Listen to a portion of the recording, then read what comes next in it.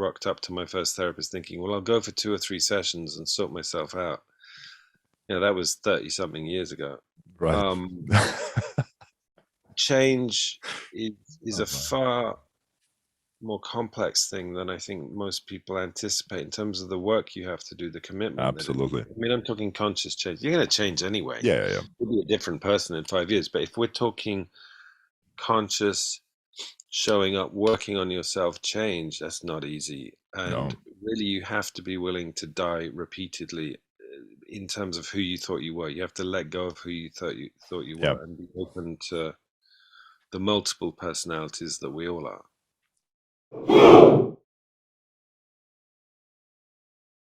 Good evening, Jerry.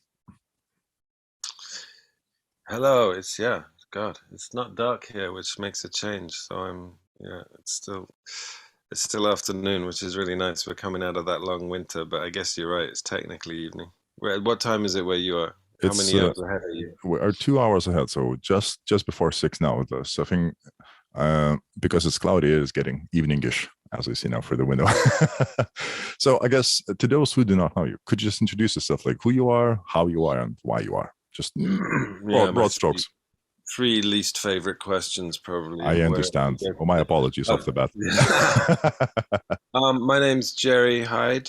I have I was going to say I have a practice in London, a therapy practice in London, but I don't anymore. Since COVID, I have a practice that's all over the world.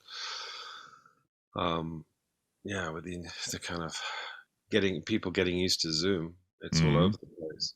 But I've been practicing in London for 28 years, I think now. I'm 58. So I was about 30 when I started. And even though I don't market myself as a men's therapist, because I initially worked in domestic violence in the early 90s and then started my own private men's group practice. I'm probably known for that. People like to talk about that a lot these days. So it's a kind of, I suppose, a specialism of mine. But I also, I do lots of other things. I write books, I make films, I run retreats,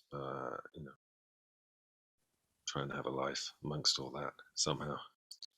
Yeah, I mean, do you still find that being as a practicing as a psychologist or a psychiatrist?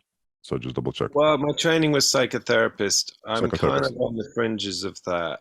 I hope. I mean, I like to think of myself as that, but then sometimes I think, well, maybe I'm just as in it as anyone else. I don't know. My original training was psychotherapist, but I guess I have always felt like an outsider, and I tend to attract people who feel like outsiders, and so I place myself on the fringes of that movement for various reasons.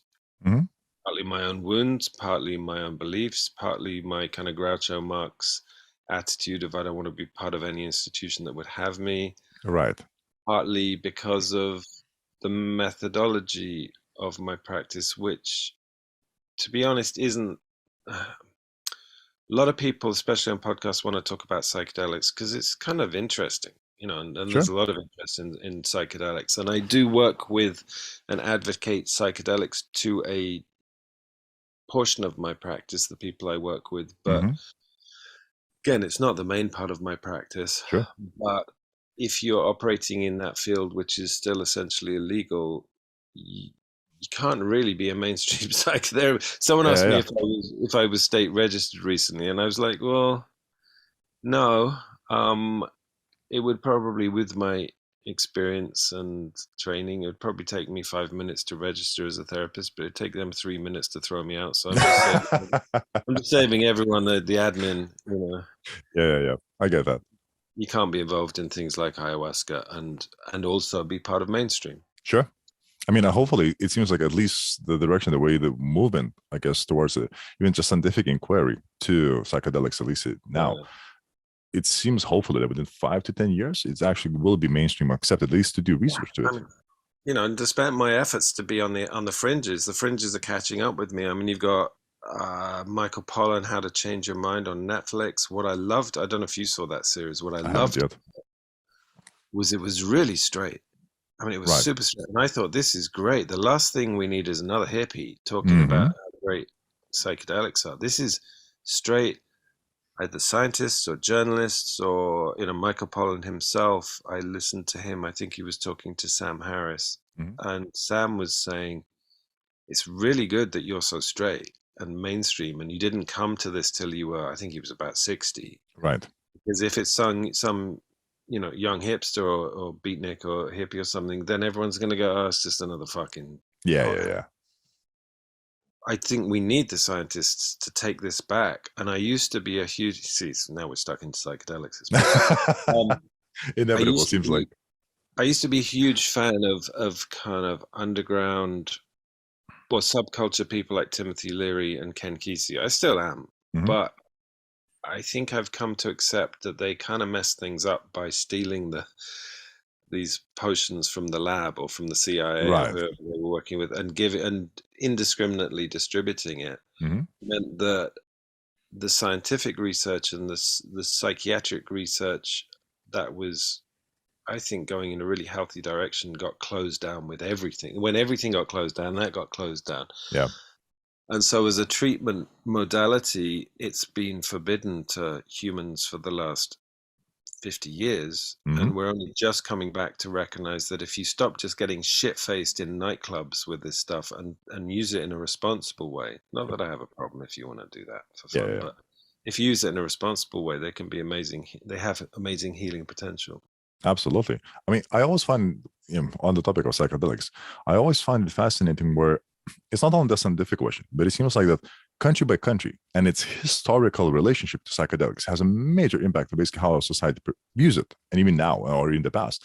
I mean, I think at least information I tend to consume is on psychedelics is typically portrayed through the lens of USA, right? And its whole multicultural what's the word, cauldron that was happening, let's say, beginning of the 20th century, and all the different cultures that brought their own specific, I guess, preference of psychedelics or various drugs, and then kind of how it affected and so on and so forth.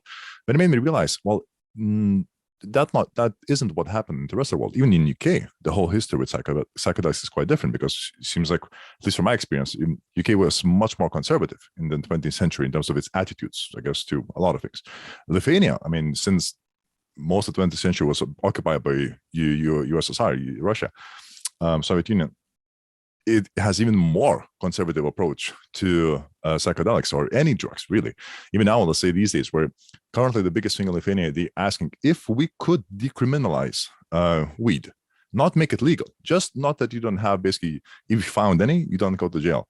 Yeah. That's already insane uproar, an insane level of division within the society, because the older generation, who were basically the only message they received to do anything with drugs, and alcohol, it seems like it's kind of a special case, but is that basically once you even go in the vicinity of it, you're hooked for life, you're dead, you're insane, basically all the catastrophic things shall happen to you. And that's kind of then the viewpoint that's still heard these days, kind of in mainstream wide. Well, let's see, even if I listen to conversations in UK or in USA, it's vastly different. And that additional dimension of the kind of cultural history to this is fascinating. But at the same time, I'm quite pleased with it that now it's actually scientific research that's legitimate, controlled, is happening, and actually step by step we're getting those breadcrumbs that are required to make the real picture of, is it good, is it bad, under what conditions is it useful or not, rather than it just kind of carpet bombing saying it's hideous, right? I think, again, it might have been Michael Pollan, I can't remember for sure, someone on a podcast of his kind of stature was saying, with any substance, whether it's including alcohol, tobacco, but any of these substances, it's very rare that you get problems when there's a guide or a shaman or a medicine man or woman, or someone holding the space, and it's used in a reverential, ritualistic, or ceremonial way. It's very rare that you will get a problem with that. It's when it's anything used indiscriminately, can become problematic. So I'm not pro drugs, I'm not anti-drugs, I'm pro education and safety. When I Yeah. look back at my youth, my misspent youth, and the things I used to get up to, I mean, it's terrifying, really. And I'm amazed that we didn't all die. We deserve to all die, really. Um, and so that's then you're playing Russian roulette. But Sure. I think if you use things like say with respect, and I was going to say appropriately, I mean, who's really got the position to decide whether it's right for someone or not? That's a tricky one in itself. But Hmm. when used with some caution and some wisdom and some respect, then they can be, they're fucking dangerous though. I mean, I'm Yeah. scared shit of all psychedelics. Hmm. So, which I think is probably useful given my Yeah. role, that I have Absolutely. I have that fear. And when I interview people for retreats that involve psychedelics, one of the things I'm always looking for is if someone's scared. If they're not scared, they're not coming. You have Oh, to be. that's You have good. to be a mixture of excited and fearful, because the fear will make you really think about whether this is right or not. If Yeah. you're not scared, you're probably a tourist, and yeah, that's not my business. I'm not interested in psychedelic tourism. I think there's too many risks involved there. That makes sense. But I mean, I know is that in your limited practice, I guess, or experience with psychedelics, that we use it for medicinal purposes. I mean, how, I guess, if it's possible to kind of give a broad strokes ideas, what is your expected outcome when you already find the person you interviewed, you agreed that you will assist them with this? What is your expected outcome? Because I mean, from what I understand, it can be, the spectrum of the outcomes is hugely vary from extremely positive to, I don't know, devastating to some extent. Extreme cases, seems like. So from your personal expectation, where do you start off? Where is like a kind of the middle point? I mean, let's be honest. There's 8 billion possible outcomes, right? Sure. My expectation is a well used cliche, which is, you won't get what you expect, you'll get what you need. Right. Fair enough. Now, I'm making this number up, but in excess of 200 people, maybe 300 people, somewhere in between, I've Mm-hmm. guided through different, mostly ayahuasca, sometimes mushrooms, sometimes MDMA, although I mean, I think MDMA has huge potential. I won't do it because I can only get kind of dirty street drugs that, Yeah, yeah. that's just in terms of my ethics, which some people would go, you haven't got any fucking ethics at all. But in terms of my ethics, I would consider MDMA a potentially useful medicine or treatment, but only if it's, you know, clinical grade. I Yeah. can't be good. So I walked away from that whole Mm-hmm. scene when I realized I just couldn't get access to something I felt was safe.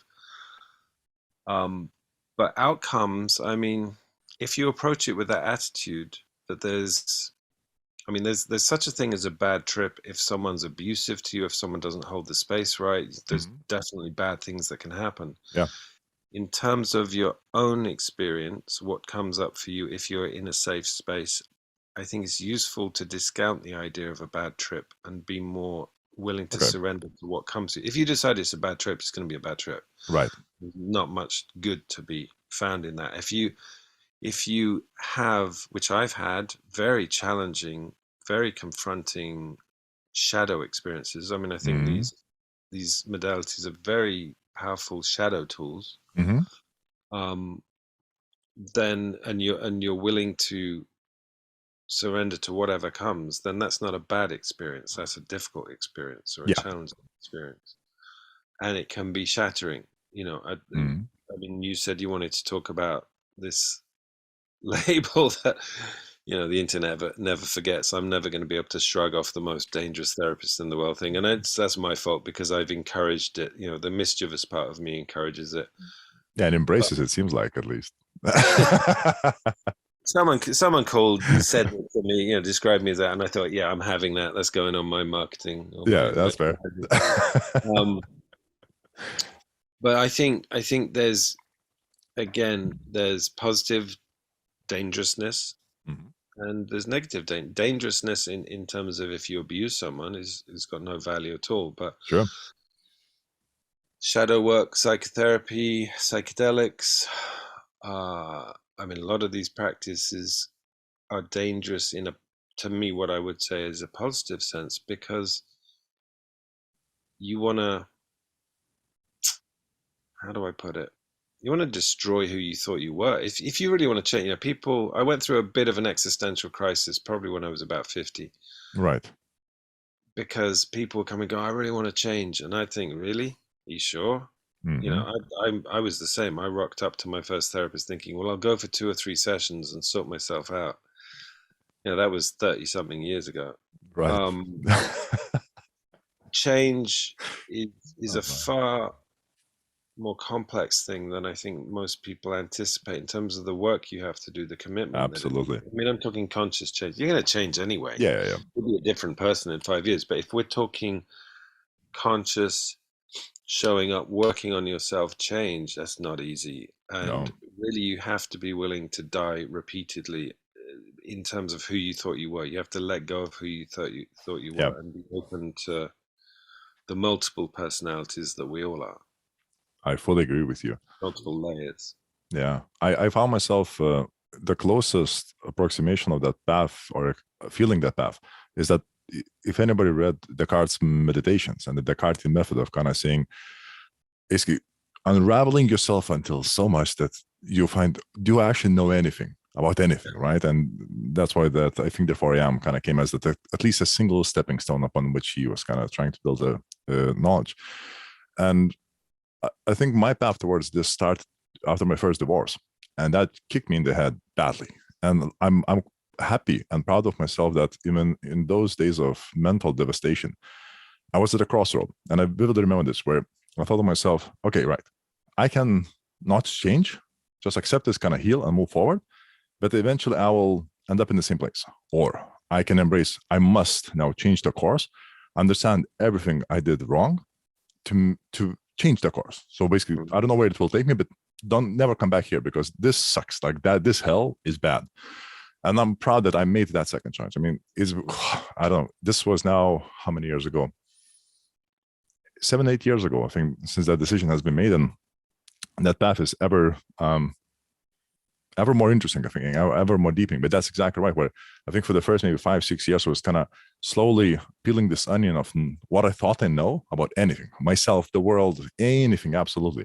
And I kind of just slowly peeling until I found at least a handful of things which I think I'm certain I more or less know. At least upon that, at least that core is stable rather than anything kind of is wrong. And that just kind of gave me a very good feel of that personal change and directed change, because I realized, oh, I need at least 5 or 6 years just to understand how bad I am. And what, when people say, just change. Yeah. Are you willing to basically begin the journey by 5 years investing in yourself before you can actually enact any change? And I don't think that's the case for most people, I guess. Yeah, we live in a very kind of binary world where people like data and they like proof, and that's good. I mean, science. You're a scientist, so proof. I think that's great when you can have that. But in terms of personal growth, it's much harder to find to quantify it. I I mean, agree. how do you measure change? And especially when really the deeper in, again, it's another cliche. I love cliches because they're kind of founded in truth. Sure. And the more you know, the less you know is a very Yes. true one. I know more about myself than I did 30 years ago, and I think I'm more accepting of what I don't know.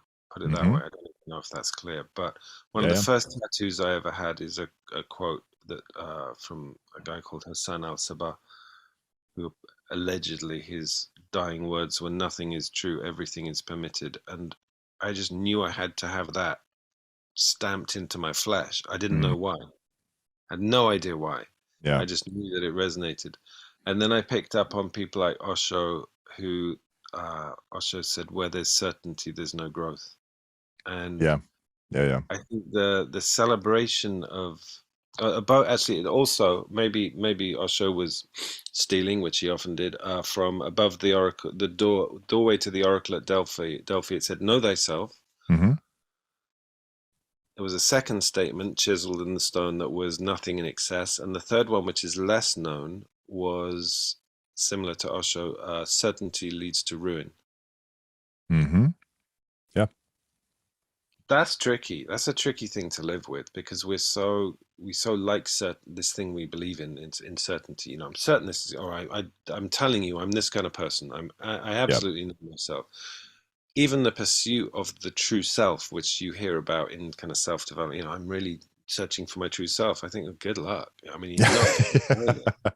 It's a, it's maybe a valid journey to go on. Just don't get too disappointed when you realize when you get if you get to the core, which you probably won't, you realize there's fucking nothing there that Yes. you would recognize as a self. And do you know Gurdjieff? Have you read Gurdjieff's work at all, or heard of No, him? doesn't ring a He bell. was Sorry. an Armenian philosopher who was around 100 years or so ago, and Hmm. he was the person I think got me into this in my mid 20s. I just picked up a book in Bombay, Yeah. as you do, and he was talking about this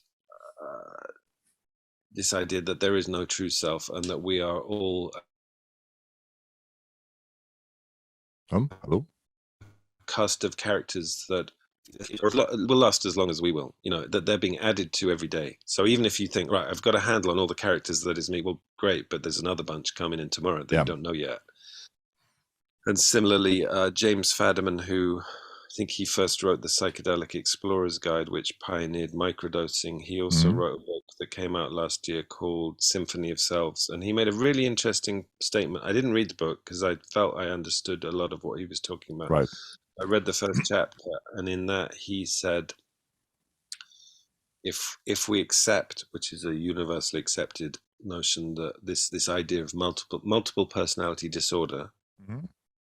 there must be therefore multiple personality order, because you can't have a disorder without an order. And I was like, oh, that's an interesting way of putting it. We are all multiple personalities, Sure. and it's in our language. You go, oh, he's got a bit of a dark side, Yeah. Yeah. Yeah. I've got a very sensitive side to me. I mean, these are all concepts because there's none of it's fucking true anyway. But I think in terms of working on yourself, you need to be thinking about working on yourselves and destroying any fixed ideas of who you thought you were. Because, as Osho says, where there's certainty, there's no growth. You stop Hmm. and you go, Yes. that's cool. I know myself. Yeah.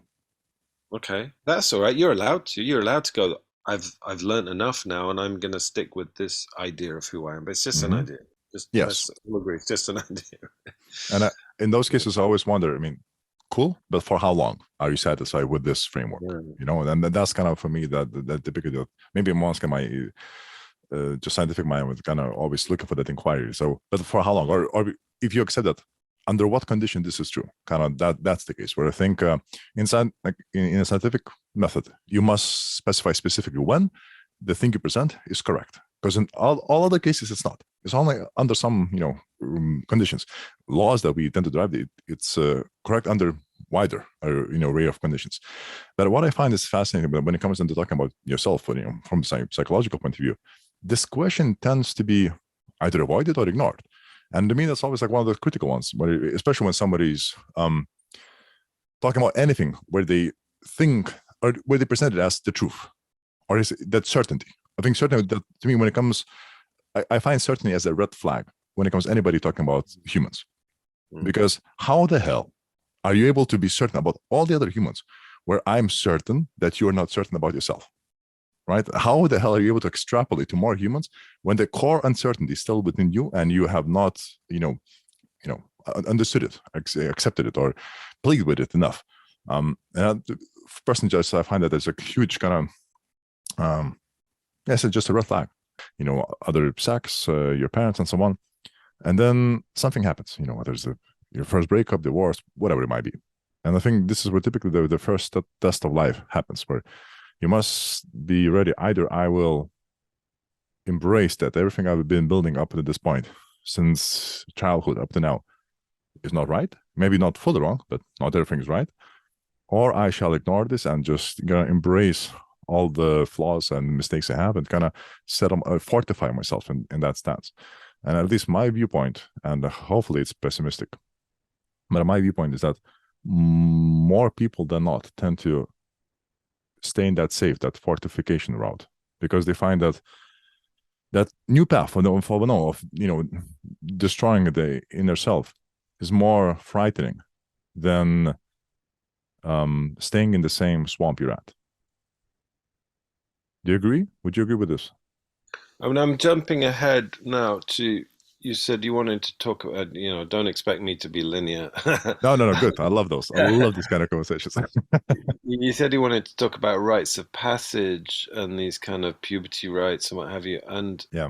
even as you said you wanted to talk about it, my mind started pinging around. I think that we kind of lock down and keep going because we don't have community so much like we maybe used to. Mm-hmm. We don't have support networks. So you're kind of on your own. And I think I've come to speculate. It's only speculation. Sure. I definitely have no expertise in this field. It's just my own explorations and thoughts from working with people.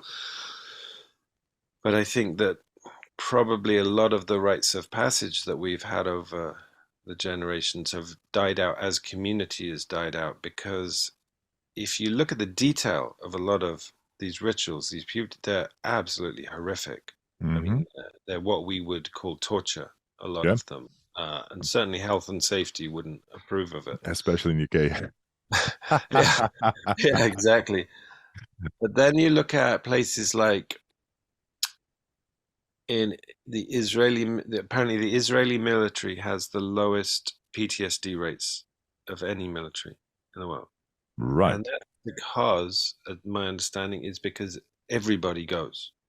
Mm-hmm. So you come back from your military service and you walk into a bar or a cafe or something, you can guarantee that the person sitting next to you will understand your experience. Fair point. Fair point. And in America, in the UK, you send someone off to Afghanistan or wherever, and they come back, the chances are no one's going to have a clue what happened to them. Yeah. And so if you think of rites of passage and the things that help people to evolve and go deeper and blah, blah, blah, they're generally done in a place where everyone conducting that ceremony is missing their finger, you know, Mm-hmm. or whatever. They're circumcised, or Yeah. they got the scars from when they were hung on a tree with Mm-hmm. everyone's got that. Everyone knows it's happening. Everyone understands how hard it is. Everyone growing up knows that one day they're going to go through this because their father went through it and their grandfather went Yeah. through it. There's something that holds you in that struggle. And I'm using that kind of almost as a metaphorical answer to this statement you've made, which is, well, there's no one holding struggle anymore for us. There's no Mm-hmm. one I mean, if you're lucky, you've got a father or a grandfather or a peer or a grandmother or whatever that you can go to, but less and less so. And so I think the more we're isolated, the more we just have to go, fuck it, I'm closing down. I can't face this. And Gabor Mate, I don't know if you know Yeah. his work. Yeah. He said something that I love simple, easy to remember statements. Mm-hmm.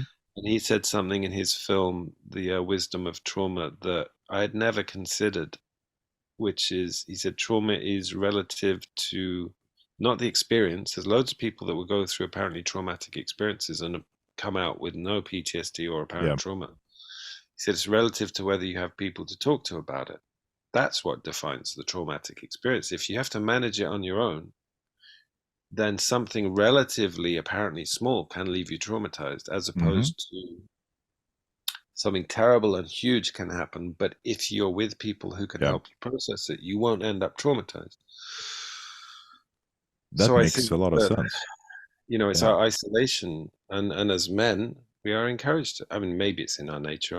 The jury's still out for me on what is nature and nurture, blah, blah, blah, Sure. whatever. Maybe it's in our nature to isolate, but certainly our society will encourage us to isolate. Yeah. And I that's agree. usually problematic. Yeah, there's multiple points on this. I mean, first is first regarding the isolation of society from male perspective. I tend to view it from a different framework. There's a great book called Peak. I can't remember the author's name, but fundamentally the thesis of the book was kind of like everything is a skill.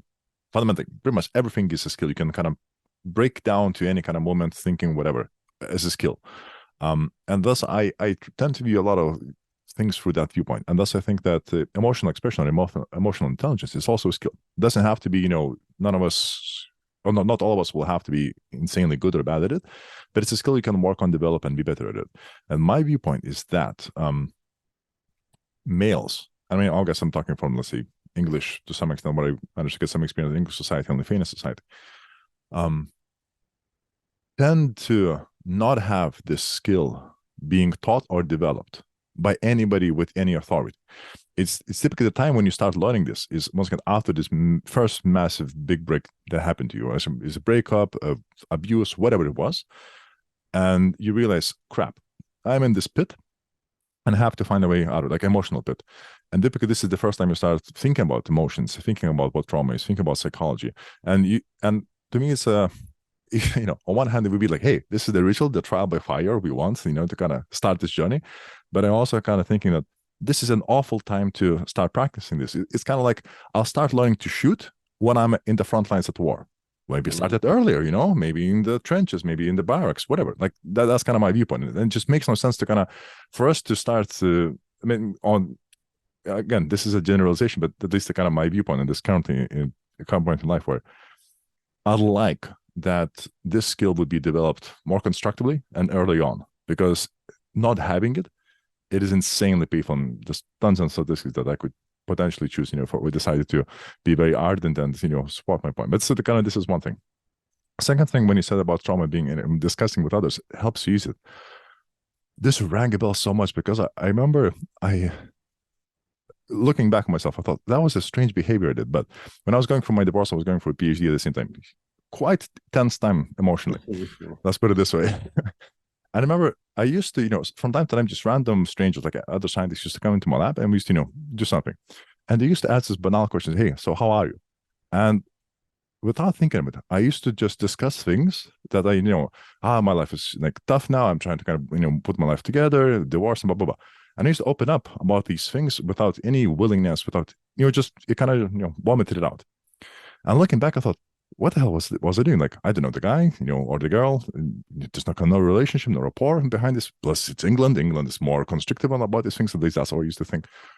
And I just was odd. But I realized, yeah, that's exactly what I was doing. It seems like if I follow this idea, is that I was looking for anybody just to open up of the struggle that's happening here, just to let it out. Just just open up the steam vent, just a bit, just let it, so that I can actually start thinking and pondering and healing more. Yeah, and that was just odd. And the third thing, I also jumping back again, just kind of chronologically in your answer, about the ritual, the passage of ritual. I always wondered, must the ritual be as torturous or abusive? And I don't know. Like one of the great examples which resonated with me in the podcast I talked to you about, the Rebel Wisdom one, is where a young adult is put on a tree stump in a forest, blindfolded, and left there for the night. So, I mean, technically he is in danger, but most of the danger is here, right? The psychological danger, like all the unknown, the voices, and everything. And in the morning, when he survived the night, the father was sitting by him all the way through. And to me, this was just, like, I think that was fantastic. I loved it because it is an actual struggle for you to sit there through the night and, fight the demons, fight in uncertainty, fight the unknown. But at the same time, you realize that despite you feeling you've been alone and survived the struggle, you had backup, right? And that's what made me want to say whether all this initiation rituals must be torturous or not. And I don't know. No, I think you're right. I'm glad you referenced that. That made me cry the first time I heard about that. I found it so moving. Yeah. I don't think that that's essential. I think that this is where I'm an amateur anthropologist. I would be curious. I would expect if we did some research, we would discover that the brutality of the ritual would be proportionate to the brutality of the society. I read a book. I hate quoting things when I can't remember the name of the book. I can't remember the name of the book or who wrote it. Right. About the Comanche Nation and their culture. And I realized I'd got a kind of white man's guilty view of Native American culture, which is, in its essence true, that we went there and just killed them all. what I hadn't appreciated was the savagery of their culture. I just thought of us as the Mm. bad guy. Yeah, yeah. Bad guy. It's the wrong terminology anyway. But if you grow up in that kind of culture, which I was, yeah, I found it quite disturbing. You know, you breed a kind of savagery into your young men because if they get captured by the neighboring tribe, they're going to get hung by their own intestines from a tree. So I Fun. think to take people through brutal ritual, if you're living in a brutal world where you're going to be exposed to brutality and you're going to not just be exposed to it as a potential threat to you, you're expected to impose it on Yeah, others so that you can yeah. scare the shit out of anyone else to make your land safe or your tribe safe. That's a very difficult thing for perhaps for you and I to understand. I listen to sometimes a podcast called something, what is it, history, something history. Dan Carlin has Yeah, a, yeah, a yeah. I know history. exactly what you mean. I forgot. Is it Yeah. extreme history? No, no, It's like it's not horrible histories, but it's no. it begins Yeah, with eight. yeah. I know Uh, exactly he what you mean. he talked about like my grandparents' generation. My grandfather had a kind of cool admiration for the Germans. Let's put it that way. Right. And I drove a BMW at that time, and he'd kind of come out and then he'd look at it and go, "Yeah."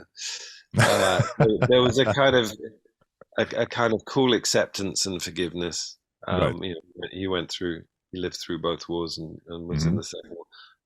I don't think my grandparents would have been so interested if I'd driven my rusty old Subaru down there. Like the Japanese culture and the things that happened to their friends and their Yeah. relatives was unforgivable to them.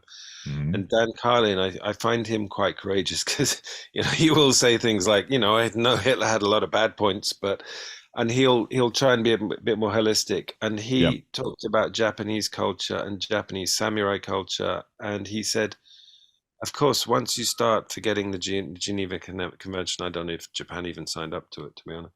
Once you start chopping off prisoners' heads, then and starving people to death and working people to death, us Western people go, oh, that's really wrong. But you have to look at it from Japanese culture's point of view, which is Hmm. if you surrender, you're no longer considered human. So we do whatever we want. Yep.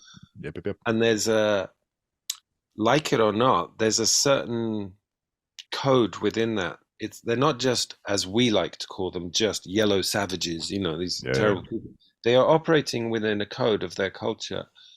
And so I think with all these things that we decide are savage and awful, that's because it's not of our culture. And therefore, surely any rite of passage has to be within the codes of your culture. And Hmm. I would, you know, this is part of my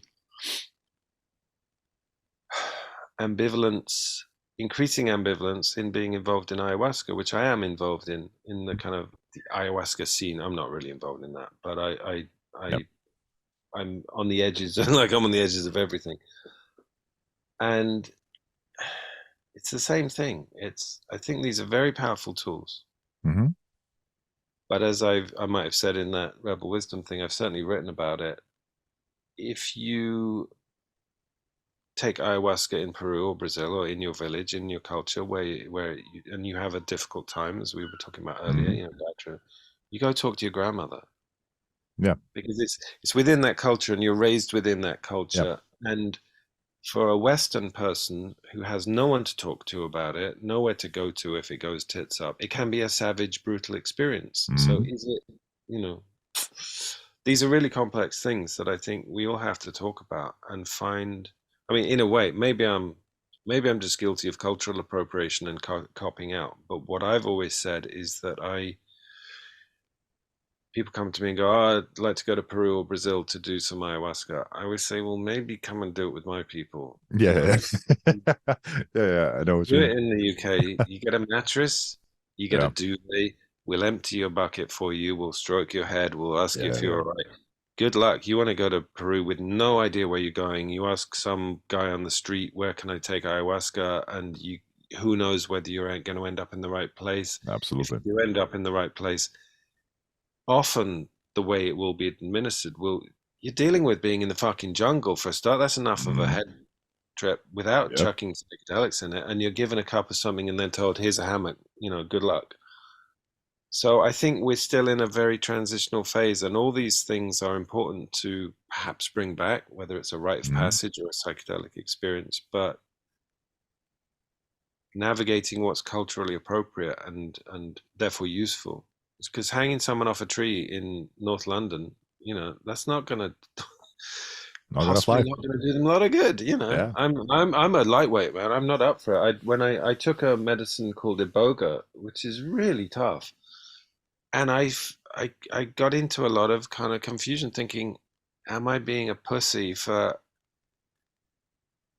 being frightened of this and not wanting to go to Gabon in West Africa, where it's from? I really felt I should go out into the Mm. bush and take it, and maybe I should have done, but I'm just not up to it. So I went to Holland, and some nice woman looked after me. And that's fair enough. Yeah, Well, that's all I could manage. yeah, yeah, yeah.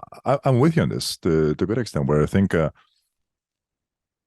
there's not strange, but I guess peculiar in my viewpoint.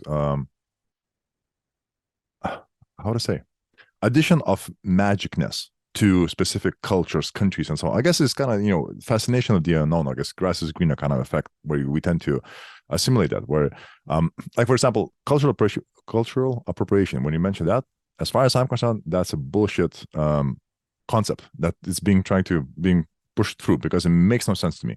Because as far as I'm concerned, it's kind of hidden racism behind it. But anyways, I kind of don't want to get into that. But it makes no sense to me. And I guess my underlying reason why it doesn't make sense to me is very simple. Culture is a transfer of knowledge of the vicinity within you live in from one generation to another. That's what I would kind of roughly approximate what culture is defined. Just it happens for many times. It's kind of, and the cultural things we tend to do and repeat ever so often, where I guess we tend to describe them as tradition, is the things that kind of withstood the test of time to some extent. It also kind of means that, like, see, brutal rites of passages means that within the environment we live in, we must have certain level of savagery, because the world that we will allow the young man or the young woman to venture out later on, it's more brutal than that. It's a test of valor to some extent, I guess, test of your own preparedness for it. I guess by that age, have we as a tribe prepared you enough that once you will be faced with the evil things, you will be kind of good enough? I remember a very good quote from Trevor Noah, like a South African comedian who's now in America. He wrote a book about his childhood in South Africa. And the one small story, which I think kind of encapsulates this quite nicely in this big picture, is this. So his grandma used to kind of sometimes, beat him, if he did something wrong. And he used to cry and say, Grandma, why do you beat me? And she said, because I love you. And she said, and he used to say, but then if you loved me, why are you beating me? And she said, because people who will beat you outside, they will not love you. And so they will beat you way worse. And so that was kind of the idea that with love, with care, and I guess even in this case, in the ritual of passage type of environment, even though it is brutality, I guess it should be a deal that it's still better than the brutality of what might happen later on, if that makes sense. But it still has to be proportional, exactly what I said, with the environment, with the conditions that you're currently living with time, with dangers, and so on and so forth. I guess military and army these days has that kind of effect to a good extent while still here. But even then, when I used to read quite a few books about the Russian army, the Soviet army back in the day. And I'll say those rite of passages, what they evolved to, or I guess mutated into, it's just basically 2 years of physical and psychological abuse until you are survived long enough so that you can abuse others, and just kind of perpetual, just basically constant abuse cycle, where I do not think that it actually helped others. I think what happened that after 2 years, once you finish your service, you just come back fucked in the head, physically fucked and psychological. That's what I think. At the same time, what I wanted to wrap this whole big thought. Yeah. So with the rite of passage ideas, where I do agree, it has to basically be catered or adapted for the environment you're in. And I guess typically the conversation we're having is based on the Western culture. And as far as I'm concerned, the current discussion about the Western culture, as we discuss it, has one flaw in it. We ignore the survival aspect of it, because it's insured for most of us. Like 90+% of people will survive throughout their life, will reach, pensions and so on and so forth. And that's a lot of discussions, I guess, when it comes to discussions like these psychological things, tend to ignore that bottom line of the survival. Where I think when in other things where what we tend to describe as savage, it starts its discussion or evaluation of how bad or brutal we have to portray things from that savagery, from that bottom, from the survival. Because survival is rough. Survival is eat or be eaten, right? And that's the way I look at it. And that's why I think the viewpoint and our cultural appropriation are all these kind of soft things in my mind. They come because of the analysis misses that fundamental bit of, are we actually thinking from a survival point of view or just from kind of soft and so on and so forth? So I guess what I'm leading at the end is this. I guess my suggestion would be that I do agree that we must have rites of passages, but I don't know how severe they have to be in Western culture. I think that's kind of my thing. I don't know. Because on one hand, I would think that preparing a person psychologically to withstand struggles of life, that's insanely useful. But I don't know if, chopping off a finger helps with that. You heard it here first. Yeah. Yeah, I mean, the rituals that I've used over the last 20 years, which came out of the void in my life. So I started to include them in my practice because I needed them as much as anyone else needed them. And they were very popular because so many people responded, was a westernized adaptation of the Native American Vision Quest, which is essentially, the way I do it is 4 days on your own in nature without food or shelter. That's brutal enough for most Western people. Sure. You take them out into the forest or up onto a hill or whatever and leave them on their own with no phone. No, just take someone's phone away for half an hour. That's a rite of passage. But 4 days with nothing, no books, no technology, no food, just sit in whatever the weather throws at you, and you'll come back transformed. And most practices, Islam, Christianity, Judaism, Buddhism, whatever, will have fasting and solitude as part of the basis of their spiritual practice, their spiritual journey. So I think it's a very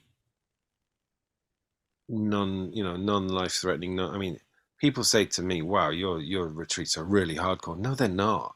They're really not. It's 4 days. You get a fucking sleeping bag and an umbrella.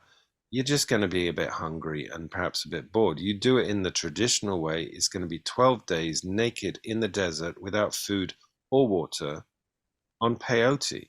I mean, we would die. You and I would die. We're just not prepared for that, because a huge amount of that is the psychological, cultural, preparation of, I've grown up, and from the minute I was born, I've watched the older, kids hit puberty and often do this. You've had a long time to psychologically prepare. You and I aren't going to do that. Yeah. And if you come and do that with me, I generally try and sign people up 6 to 9 months before, because they need that preparation to go, right, I'm going to go 4 days without my phone. Yeah. Without eating. But I think that's, like I say, there's nothing really dangerous about that. Yeah.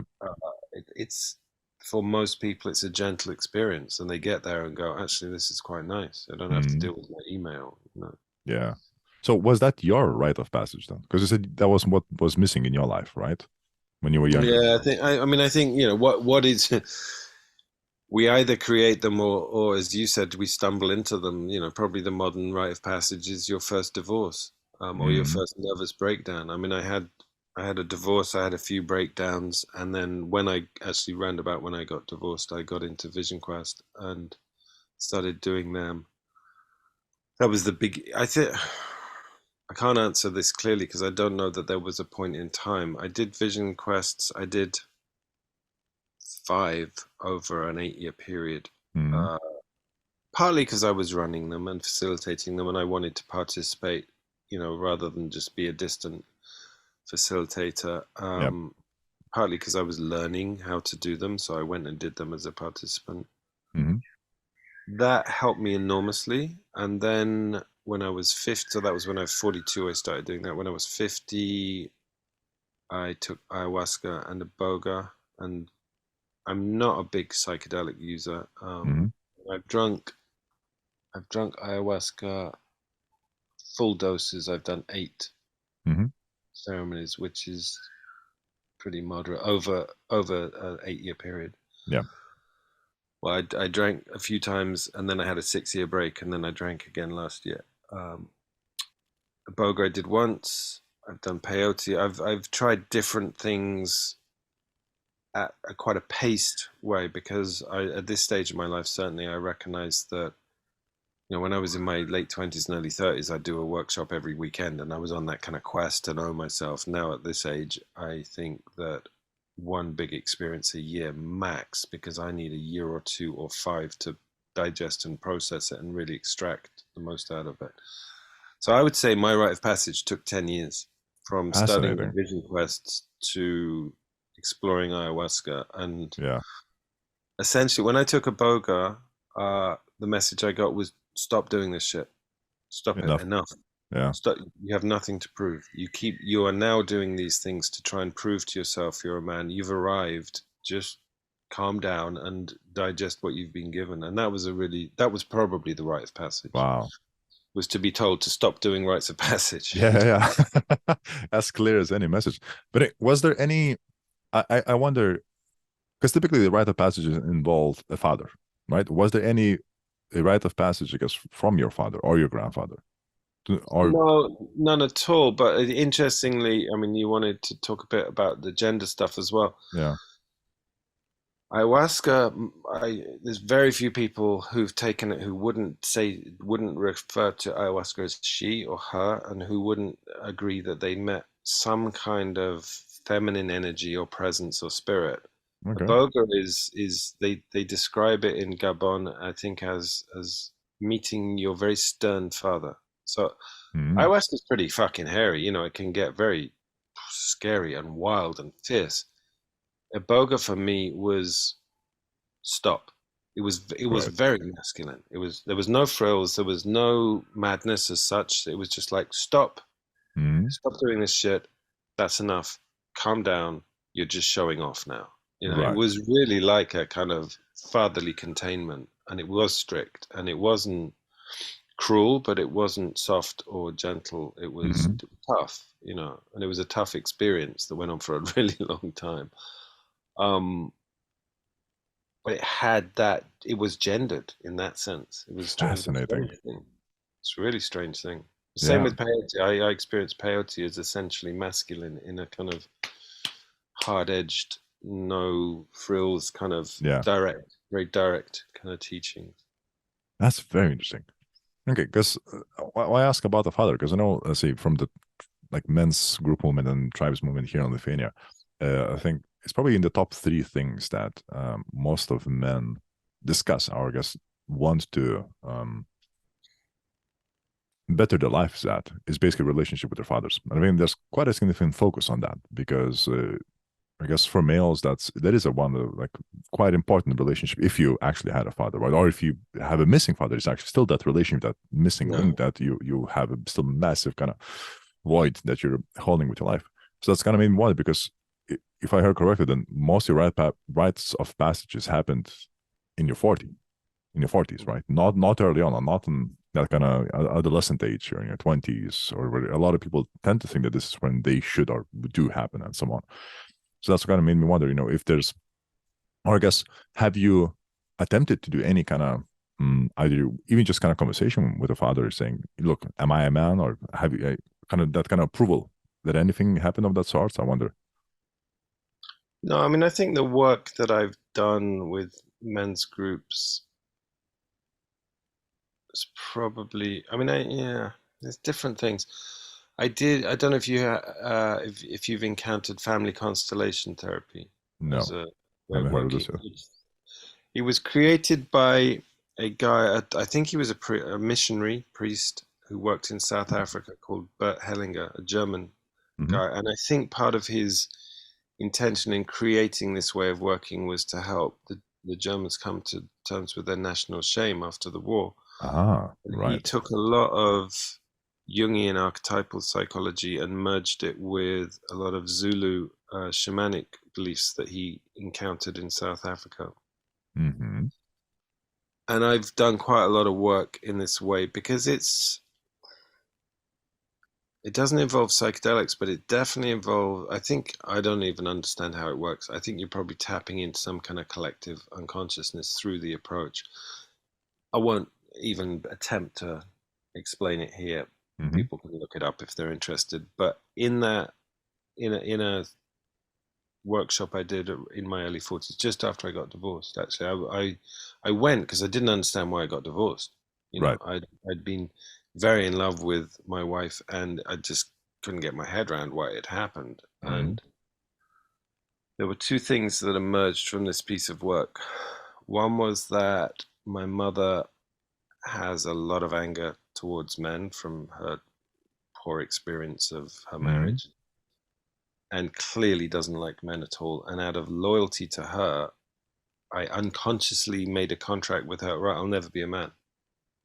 Oh, that's And fascinating. in realizing I had this contract that I didn't even know I'd fucking signed, Wow. I was able to choose a member of the group to role play my mum and speak to this person and go, Mum, I love you, but Yeah. this is really harmful for me. And I love you, but I'm now going to be a man. And that, that was one of those kind of moments I could identify where I kind of took a step away from a very neutered existence that I'd Hmm. unconsciously led, partly to my mum, partly to the way I perceived the culture I grew up in, which felt like I got that message, that men aren't really very good. So I was like, okay, I won't be one then. Yeah. Yeah. Yeah. Now maybe I don't know. Maybe if I was growing up now, I would go, I won't be one. I'll transition. In those days, that was not something that you really heard so much about, Sure. or people were exploring that way. So in those days, I just became neutral, and I had to kind of go through a ritual, which Hmm. is, family constellation work is very ritualized, and take that back. So that's definitely a moment, but that's a hard one to prescribe because that's to do with my own kind of pathology. But I think it is pretty broad. I'm not alone in that. I know. Oh, I fully agree. And I mean, this is very powerful as well, like just goosebumps when I write this down. But first thought that came to my mind is where there's, I think, at least in Western culture, once again, my viewpoint is there's a significant push by some ideologues where, once again, like being a man is somehow you're already on the wrong side of trenches, right? You're bad, or you know, basically that even the question of even saying a statement, look, I'm a man, that's already like bad.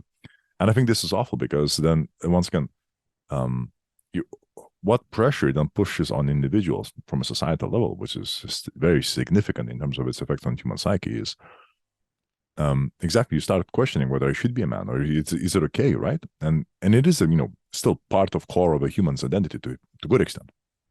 And then yeah, what it means, and you move away from that authenticity of being yourself. As a consequence, you're fighting really against yourself constantly to be accepted, because we need to be accepted by a tribe, because that's part of the kind of survival instinct I think we all have to a good extent. Um, and that's why I never was able to kind of fully. I still maybe I'm struggling to kind of fully articulate why I find that so abhorrent that people are trying to push this idea. But I think what you said now is the beautiful nail. Maybe that was I was missing, is that if through my life I go thinking that it's bad to be a man, thus I must choose to be something else, whether it's transitioning or whatever it is the course I take, which means even though I want to be what I want to be, but it's being pushed to me that I can't. Um, that is just bad. That is just, I mean, simply that I think the word bad just beautifully says it is bad because and then it makes you wonder. So, and then if you hear from others saying, why are you so timid and blah blah blah blah blah, like say negative qualities of a human that we want to ascribe to, it is because of that, because you said I must be like this. Right? And that is just, oh yeah, I need to digest this for a bit. Oh Jesus Christ, that is bad. So it kind of comes back into another question where, about the dangerous thing, where I an authenticity, right? I wonder, was this the point where you, after you managed to understand the contract with the mother you've subconsciously or consciously made, um, was this one of the points where you start feeling that, okay, now I'm much more authentic of a Jerry than I was before? Again, I'm impressed by your thought process because I'm a lot less conscious of the things I've done Right. than you.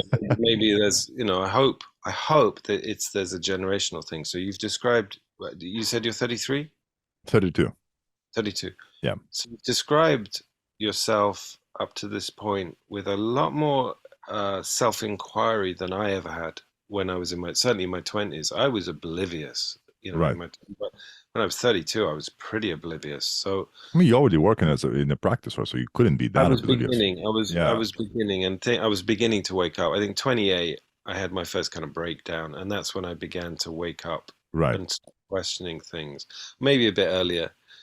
I witnessed a car crash in India when I was 25. That was probably the beginning Hmm. of starting to pay attention to myself because I think that's when I realized I wasn't immortal.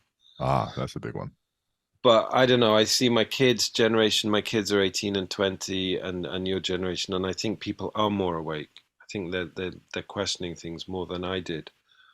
As far as authenticity goes, it's. I mean, you referenced this when we were warming up. I think it's. I have a prejudice against what I would call New Age speak. I'm sure I'm guilty of it. Words that are like change. I mean, that's not a Yeah. classic one, but words that are used in a very throwaway I agree. way. I'm with you on this Um, one. and I think you need to, if you're going to use the words, probably good to have a think about what it means. What the fuck does Hmm. authenticity really mean?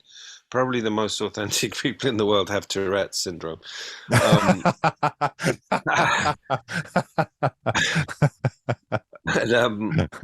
and, there's, there's, there's another Osho quote that I put on my website, so then maybe it's where you made that connection, Mhm. but and I can't quote it verbatim from memory. But what I love about it is he puts the words dangerous and authenticity in the same sentence, and Yeah. he said authenticity is a very rare phenomenon. It's a very, very dangerous thing, Yes.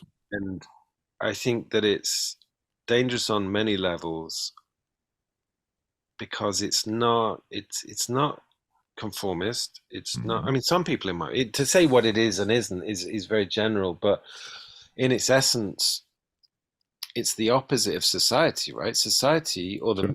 the military of the extreme end of society, Hmm. where everyone wears the same costume. Same in schools. I don't know what it's like where you are. In Same. France, where I spend a lot of time because my wife's French, Hmm. they don't have school uniforms. Hmm. In the UK, that's quite a common thing. So, or in business where the uniform is the suit and the tie. Yeah. These are statements of inauthenticity Hmm. and conformity. So I'm increasingly sympathetic to society, even though I'm probably quite an anarchist in my spirit. But I think we do need I benefit from society. Sure. If I want my Amazon Prime package delivered by 4 o'clock, I'm benefiting from someone who's willing to fucking deliver it. I'm Absolutely. benefiting from someone who's willing to go to work in a fairly conventional way and drive a van. I'm Mhm. benefiting from the transport systems and the tax systems in my country and the maintenance systems and the garbage collection systems. These are all run by people who are operating as good members of society, and that enables me to be a bad member of society. Yeah. So I'm very grateful for that. Society doesn't really benefit from authenticity because if you're authentic, you're going to go, I can't be bothered to get up for work. It's raining outside. I feel like staying in bed, or fuck the system, or there's all sorts of possibilities that don't. It doesn't create well-behaved people. And again, I'm going to quote Gabor Mate because he's really someone one of the few teachers I really trust and respect. Hmm. He talks about authenticity, and there's a beautiful little, it's like a 3 or 4 minute piece I found on YouTube where he says the problem is that we become probably all of us to a greater extent become inauthentic because we will give up on our authenticity in our need to attach. Right. So if you learn as a baby, when I cry, my parents get angry or stressed or ignore Mm-hmm. me, or, I mean, I grew up in that Mm-hmm. generation where you just lock the baby in the room until it stops crying. Yeah. You're learning my crying is not going to get me attention. Mm-hmm. It's an authentic gesture, but it's not getting me the attention. So I'm going to repress that when Mm-hmm. I'm a few days or weeks old. You've begun the journey away from authenticity in order to socialize and be acceptable and to attach safely. And he makes the point, by the time you hit 25 or 30, you don't know how you feel, you don't know who you are, you Yeah. don't know Yeah. what you're doing in your life. It's a consequence of our adaptation because we're such a dependent species compared with so many. If you're a turtle, you're never going to meet your parents. You Sure. know, Yeah. Yeah. you hatch, you're on your own, mate. Yeah. As humans, we have to attach as best as we can for at least 10 years, at least Mm-hmm. minimum, for us to really Mm-hmm. survive. So I think it's a word that's thrown around very casually, like, oh yeah, just be authentic. It seems like be healthy. Where it's like, the fuck do you mean by that? You know? What does it mean? What does Yeah. authentic mean? I Yeah. mean, the fact that we can sit here and, I haven't thought it through because I'm just bouncing ideas around. I still don't know what it really means, other than I would say that for me, it's being transparent. Mm-hmm. It's being, like you said to me at the beginning, is there anything I won't talk about? No. Yeah. That for me is a willingness to, even though I'm bullshitting you all the time, because we're all Mm-hmm. bullshitting each other all the time, by the Sure. clothes we wear, by the tattoos I've got on my arms, by the language I use, I'm presenting a certain persona to you in order that you won't attack me, or that you'll like me, or that people listening to this will like me. We're all doing that all the time, and it's Mm-hmm. very hard to break that down completely. Mm-hmm.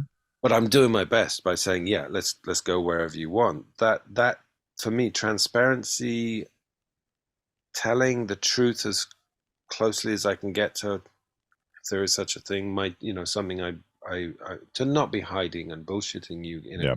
willful way is authentic. And that's really scary because I don't want you to know about my dark sides. And therefore shadow work is essential because we Yeah. have to be willing to find places where we can talk about the murkier sides of Yeah. Yeah. ourselves. Yeah.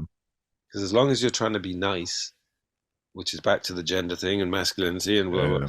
Yeah. As long as you're trying to be nice and acceptable, you can't be authentic. You have to be there. We say in England, warts and all. You have to be there with Mm-hmm. all the damage, all the toxicity, Yep. all the murderous stuff, all the greed.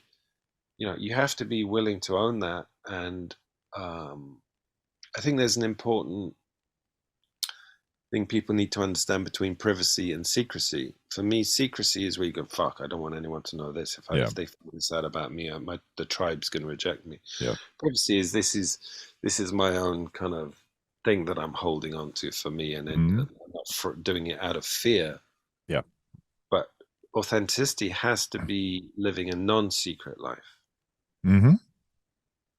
and willing to go into those dark corners and look at what a complete asshole you can be sometimes. Uh, I guess when I read that quote exactly about authenticity and danger, the first connection that I made was exactly Jungian shadow. That was, it Mm. seems like I kind of was on the right track, um, because I guess if narrowed down some sort of definition of authenticity, at least from that quote, it would seem to me that if I am able to integrate my good side and my darkest side, then I'm authentic, because that is the true me. And throughout this whole conversation, one thing that kind of keeps popping into my mind is that Taoist symbol. I forget its name, but basically that white and black, Yeah, yin yang. sorry, yin and yang. Sorry, yeah, that's the one. Um, uh, and the more I think about that symbol throughout my life, I find it more and more meaningful and I think authenticity is beautifully encapsulated in that, right? And I think also authenticity of that yin and yang symbol, it is that line in between. That this is where I would say authenticity is, because the dark side is your nice bit with that bit of danger if you're saying, I have my boundaries about niceness with the dark circle, and the darkness is saying, I will murder and torture you and your kids, but it also that light, but I still have my morals, right? And authenticity is actually integrate this all together, but that line in between is where I must live in and cross, and being happy to go either way. And I think this is where the line of this lies, at least in that symbolism, in the symbol. I That's like really it a lot. good. I'd never thought of that symbol as representing that, but yeah, you're absolutely right. That's a really good one. Yeah. For some reason, as you were talking, I was thinking, I'm always hesitant to bring Jordan Peterson in because he's such it's such a fucking obvious one for men to be talking about these days, and I have mixed feelings about him as a person, but it doesn't matter. I think most of these guys, there's a shadow side, right? So we Yeah. can accept his shadow. But I did learn some good things in listening to some of his talks, and he does do a very good one about the shadow. And in that, he says something that I think I would consider is an authentic way of being and a very good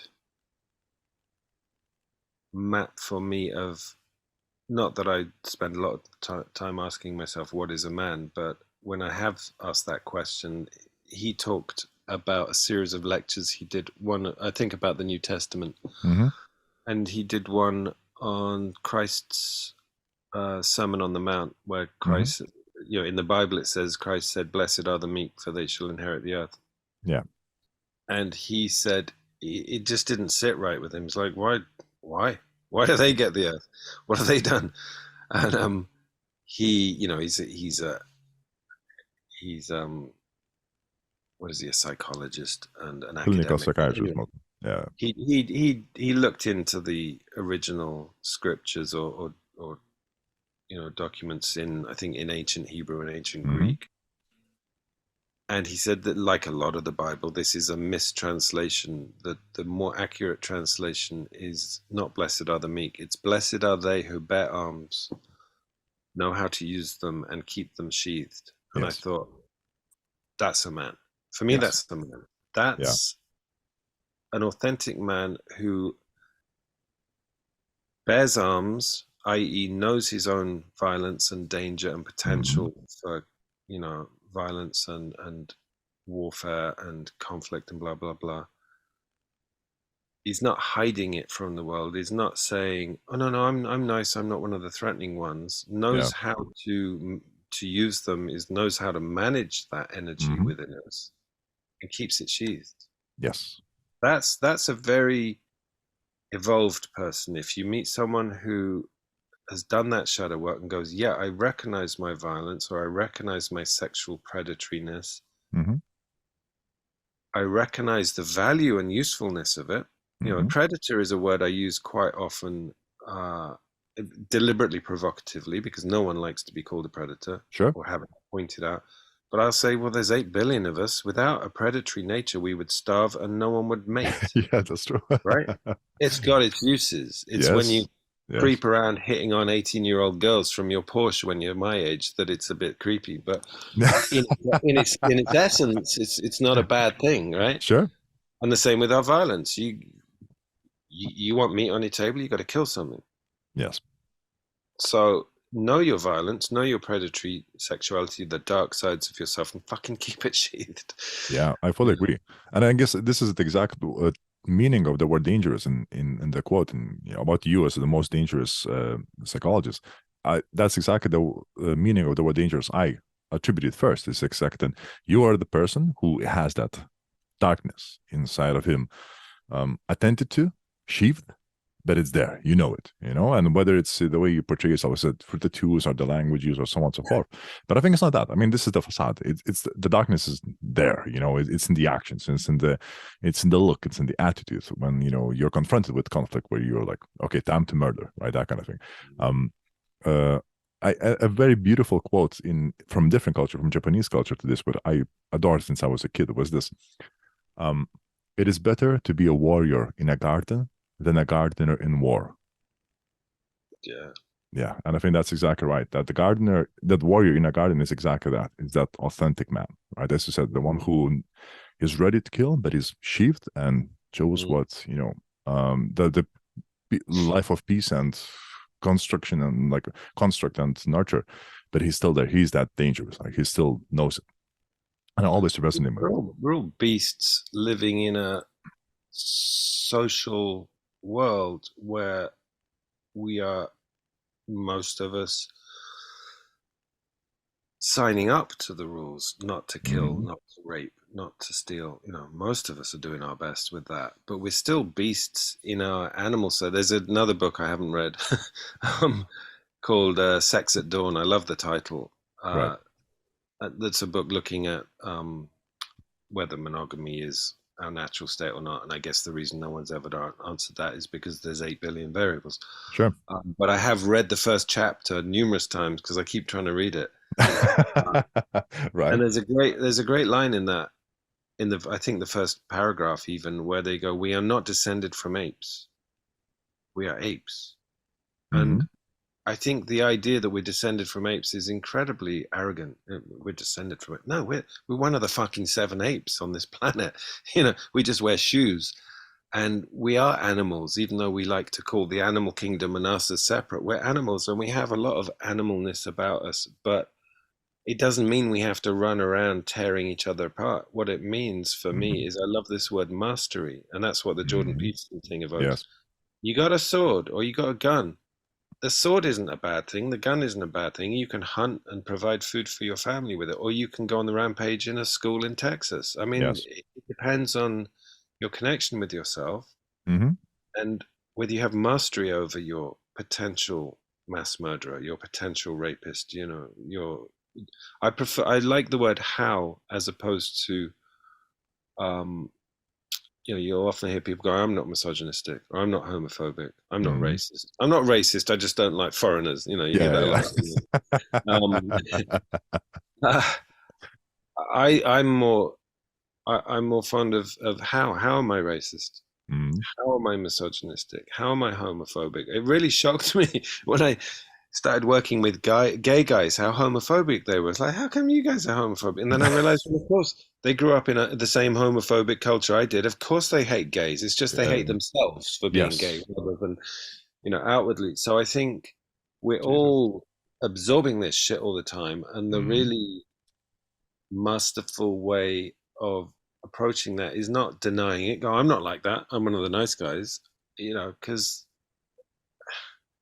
if that's the case, then what does that mean? That everyone in Germany was just a bit nasty in the 1930s? No, there was a side of them that they didn't recognize that then burst out in this huge societal level shadow side. Yep. I think that there's perhaps, clearly there's economic and post First World War reasons why it exploded there, but it's not the fucking Germans' fault. It's the humans' fault. Yes. Humans did it. Yeah. I always struggle with this, I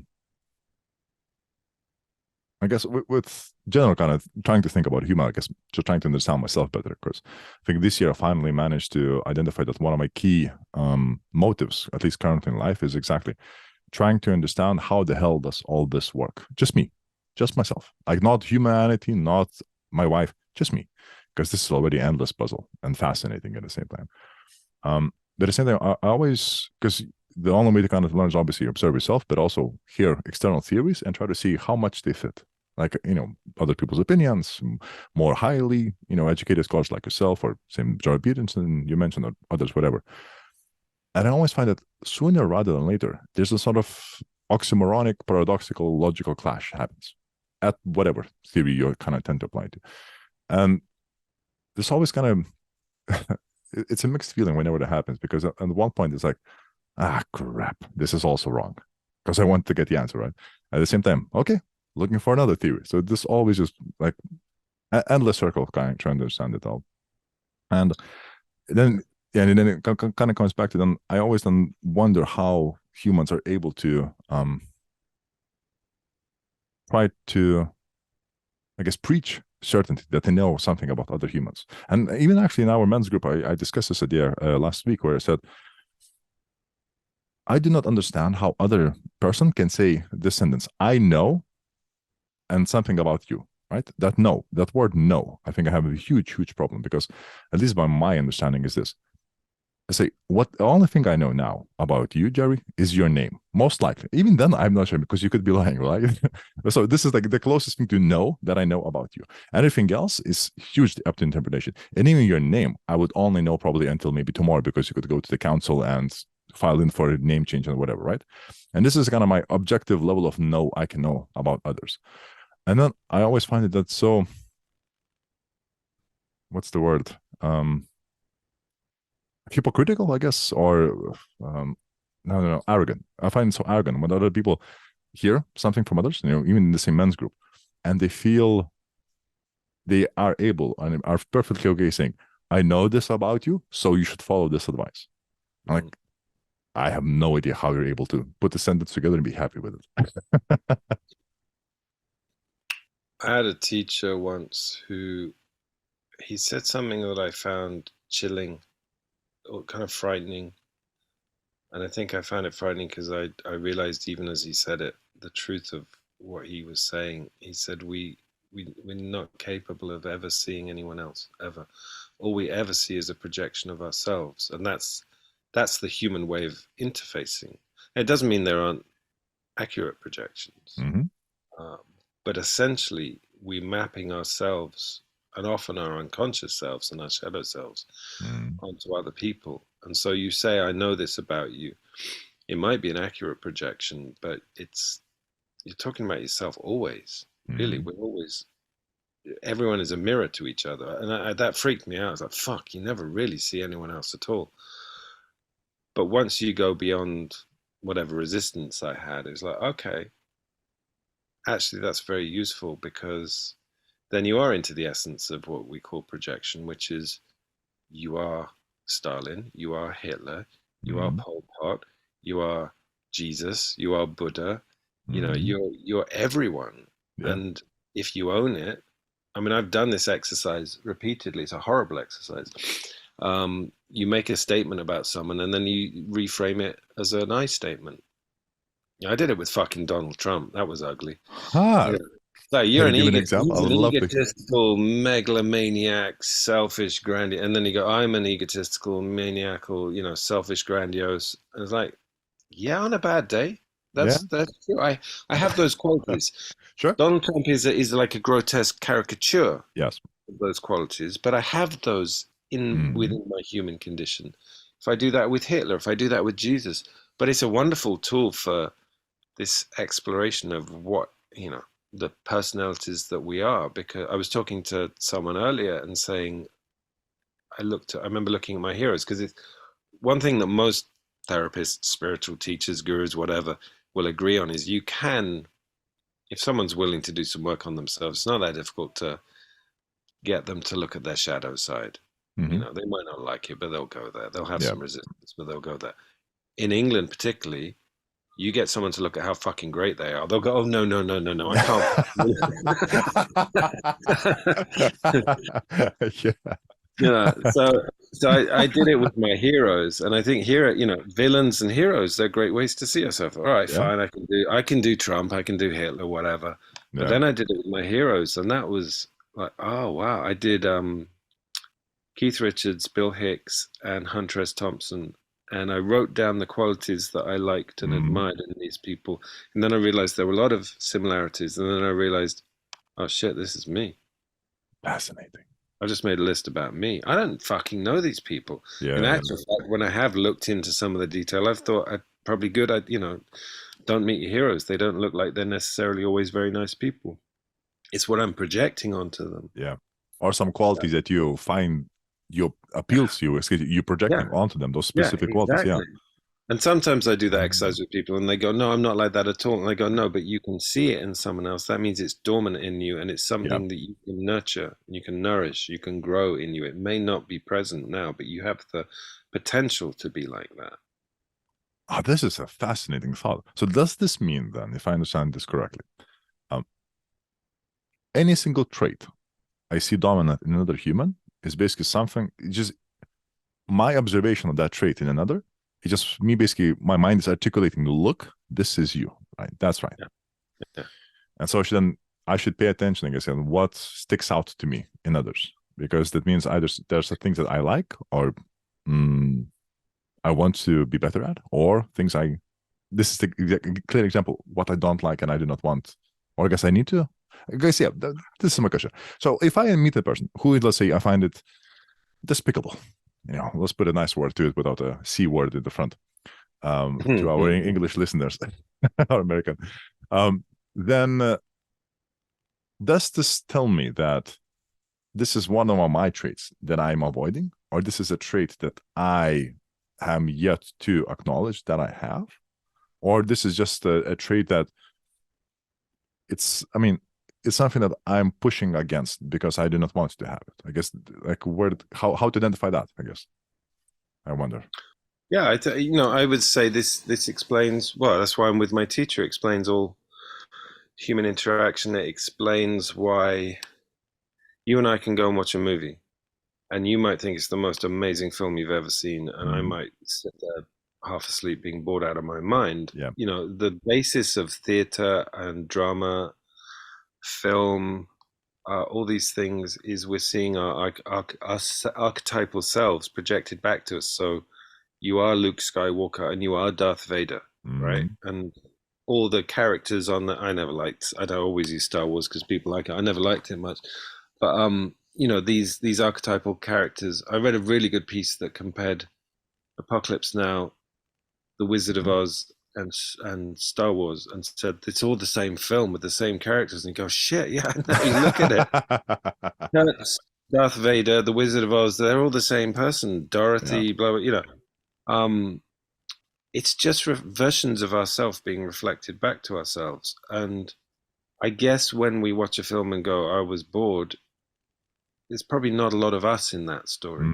Probably not a lot of us in that character. So they're not super important to explore.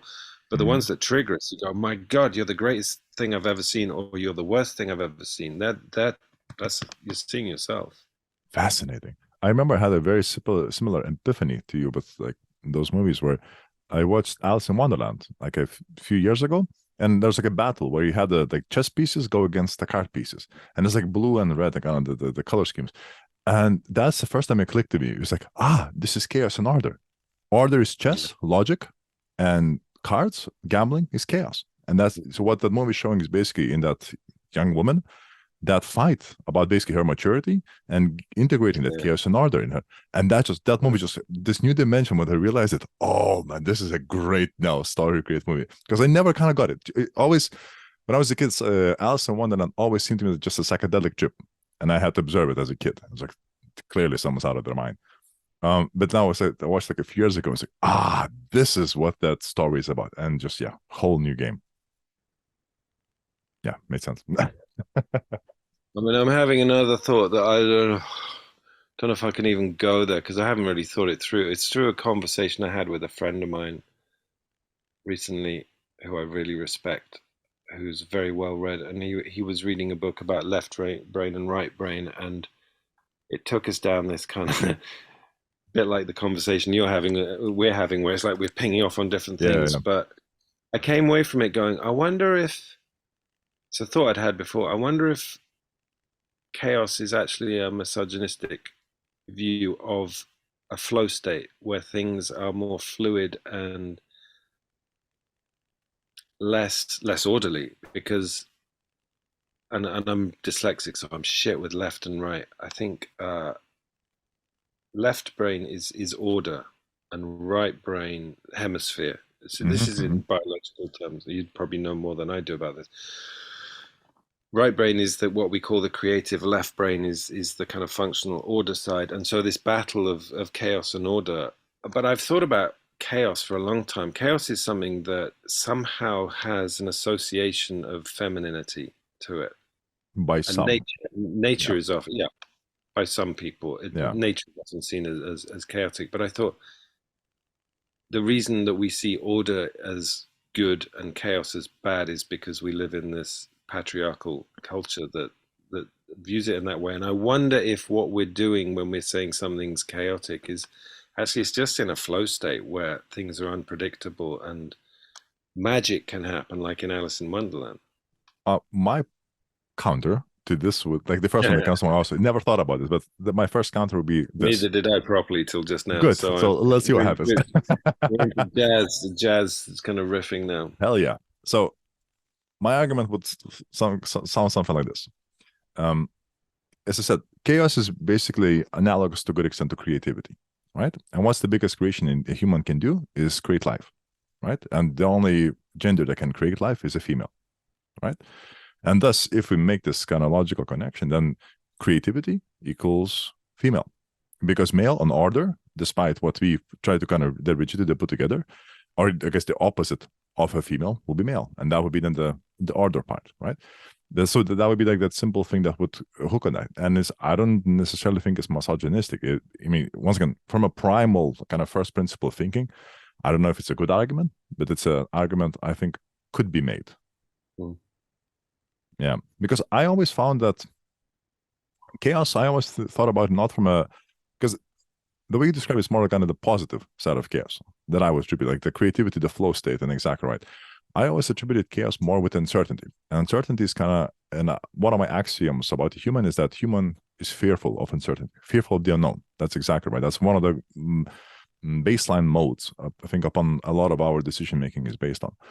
And chaos and uncertainty is exactly that. It's the land of the unknown, right? And sure, great things are there, creative things there, but it's there. That's why I think that's why I find chaos more associated with a negative feeling towards it. Exactly because of that. Back to where we started, where certainties, where there's certainty, there's no growth. Yeah, exactly right. And thus you must balance both, right? Yeah, because you cannot always live in fear either, right? Because if you're only in chaos, it means you're always in fear of the unknown, right? Everything's new, and fear to a good extent could be paralyzing, right? And that's why I think you must have the balance. You could live it. This is, again, I'm going to quote an author that I don't know if I'd want to hang out with him, and I think he's a bit dated now. He's certainly contentious. I'm really not a fan of, this thing we call the men's movement and a lot of the things associated with that. But I will still be hypocritical and pick the bits I like. Sure. And there's a guy called David Data, and he wrote a book which I really dislike the title. It's called The Way of the Superior Man. He means it in a Taoist sense. Rather Nietzsche like. yeah, superior is just not a good word, is it? But he means it in the Taoist sense of mastery, I think, is really what he's, it's dated, it's a good 20 years old, that book. Yeah. Anyway, there's a bit in that really spoke to me, and I must have read it 20 years ago, I guess. So around about the time I was doing this work with my mum and what have you. And it's very small chapters in this book. One of them was titled Live Just Beyond Your Edge. And in that, he made a point that I'd never recognized. He said, a lot of men, to avoid fear, will stay in the comfort zone. They won't push themselves at all. And that brings about a kind of numb deadness. Mm-hmm. There's another bunch of men who will go bungee jumping every weekend, or free climbing, or base jumping, or skydiving, or whatever, that will push themselves so far that what they get to is a space of numbness in them. So I said it's exactly the same experience. You're numb. Either end of that polarity, you're either, I'm going base jumping and you're just fucking dead. I know a lot of old junkies who just became rock climbers, because they needed to be on that edge of death all the time. And there's a numbness that comes with that sometimes. Or there's staying at home and eating crisps and watching Netflix. And Data said you need to always live just out of your comfort zone, one foot into fear. Make fear your friend, and so that you're alive. And it's back to some of the things we've talked about Western culture and how safe we all are. And that's pretty close to dead and complacent for a lot of people. Yes. So it's how to live just beyond your edge rather than either of the polarities. But once again, the same yin and yang symbol, it's the middle line, right? It seems like a lot of these kind of discussions where you tend to have an actually nuanced bit where it's like both extremes are shit, thus what's in between, right? And it seems like that's why that yin and yang symbol always comes back to me. Because it still encapsulates that both extremes are shit. They have some good and some bad in it. But if you actually manage to live on that edge between both, and yeah, I think not only on that, I think the best, even better thing would be this. If you're able to live in that midline and consciously move one way or one way or another. And that's like, I guess the same is like knowing when to achieve your sword if required, if you choose to, not required, and you choose to, right? If that's even better, I think, because then you can actually travel in this thing and yourself consciously, and I think that's probably even more authentic, more stronger, more masterful, in that sense. That's what at least it seems to me. Because do you know of Jocko Willink? Yeah. Yeah, so he used to be a U.S. Navy SEAL commander, 15 or 20 years ago now, and he wrote a few books about leadership, and great books. I mean, it comes from military experience to a very high degree. And first book is called Extreme Ownership, and it's basically the idea that everything you do in life, it's you. Like it's up to you, right? There are things you can't control, so thus ignore them basically, and everything you control them, right? And take ownership of it. But then when he discusses leadership, it's exactly all about that balance. Because you can say you can be the most nicest open leader, and that's bad. You can be the most sternest, kicking everybody in the ass leader, and that's bad. And it's always exactly looking about that balance. And it seems like the more things I try to, I guess, get expertise in, I think I'll put it this way, whether it's various skills, social, technical, whatever, it is exactly always about that balancing act. And which is also a fallacy could be made that everything should be in the middle, and that's also wrong. It's exactly knowing where the middle is, knowing where the extremes is, and it's actually being adaptive, being fluid for you to actually adapt to those situations when you need to be in one extreme or another. And in terms of leadership, this was in my personal case where I was in charge of a lab. I was in charge of a number of scientists, and I knew what kind of leader that specific bunch of people needed me to be. And I know I could have been that leader, but I chose not to, because they basically want to kind of more sterner, more rigid, kind of, give very clear discussions. And sure, this was like I accepted basically as a misgiving on my end, where it's something I chose to oppose, basically, because I just don't like that, and to a good extent I try to navigate, but still. And I don't know if that was a good thing because I constantly made that decision. So that's accepted kind of like, that's a good thing because I appreciate what was needed and I chose not to do it. But at the same time, I had this discussion with a friend of mine and he said, yeah, but I mean, if you're the leader, you must adapt to what your kind of subjects require, right? And I don't know what's exactly the right answer there yet. Maybe one day. Yeah. I tried to dismantle the hierarchy in one of my oldest men's group about 10 years ago. What is it? It's 23 years that group's been going now. So it'd been going for about 12 or 13 Same years. bunch of men? Not entirely, but the Right. heart of it, yes. Some of them have been there, yeah. That's impressive. Some of them have been there for almost that amount of time.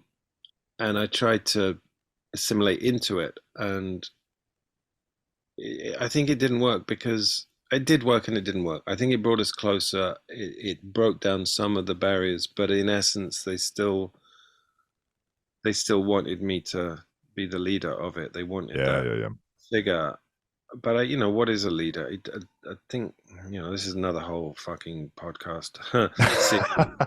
Where we look at power and leadership and blah blah blah, what it means. I think that you can lead.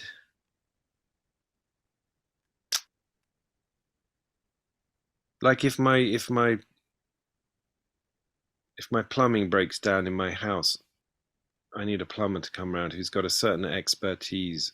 I'm gonna acquiesce to him. You go fix the toilet. I'm not touching it. Sure. You're in charge here. But I don't think he's better than me. I don't think he's worse than me. He just has a skill set that I respect, and I go to him for. The same with the doctor. The same, that's part of the essence of a leader. A leader is, and I listened to. I have a friendship with a guy called Sebastian Junger who wrote Tribe. Have you read Tribe? No. I'd really recommend that to anyone listening to this. It's about our tribal essence. Yeah. He's an anthropologist. He did a film called Restrepo about a unit in Afghanistan. He did a film, or wrote a book that got turned into a film called The Perfect Storm. But in his essence, he's an anthropologist who's spent a lot of time with the military. I can't even remember why I'm talking about him now. How did I get onto that? About people having specific skills, but they're not better than me. Yeah, I listened to him. I think he was on Joe Rogan, and he was talking about leaders. If you look at it, back in the Middle Ages, the king would ride into battle and often be killed at the front of his troops. Mm-hmm. with his special flag and his Yeah, crown and yeah, all yeah. that shit. And then over the centuries, leaders now, they're in the Pentagon in some bunker on a computer directing whatever's Sure. going on.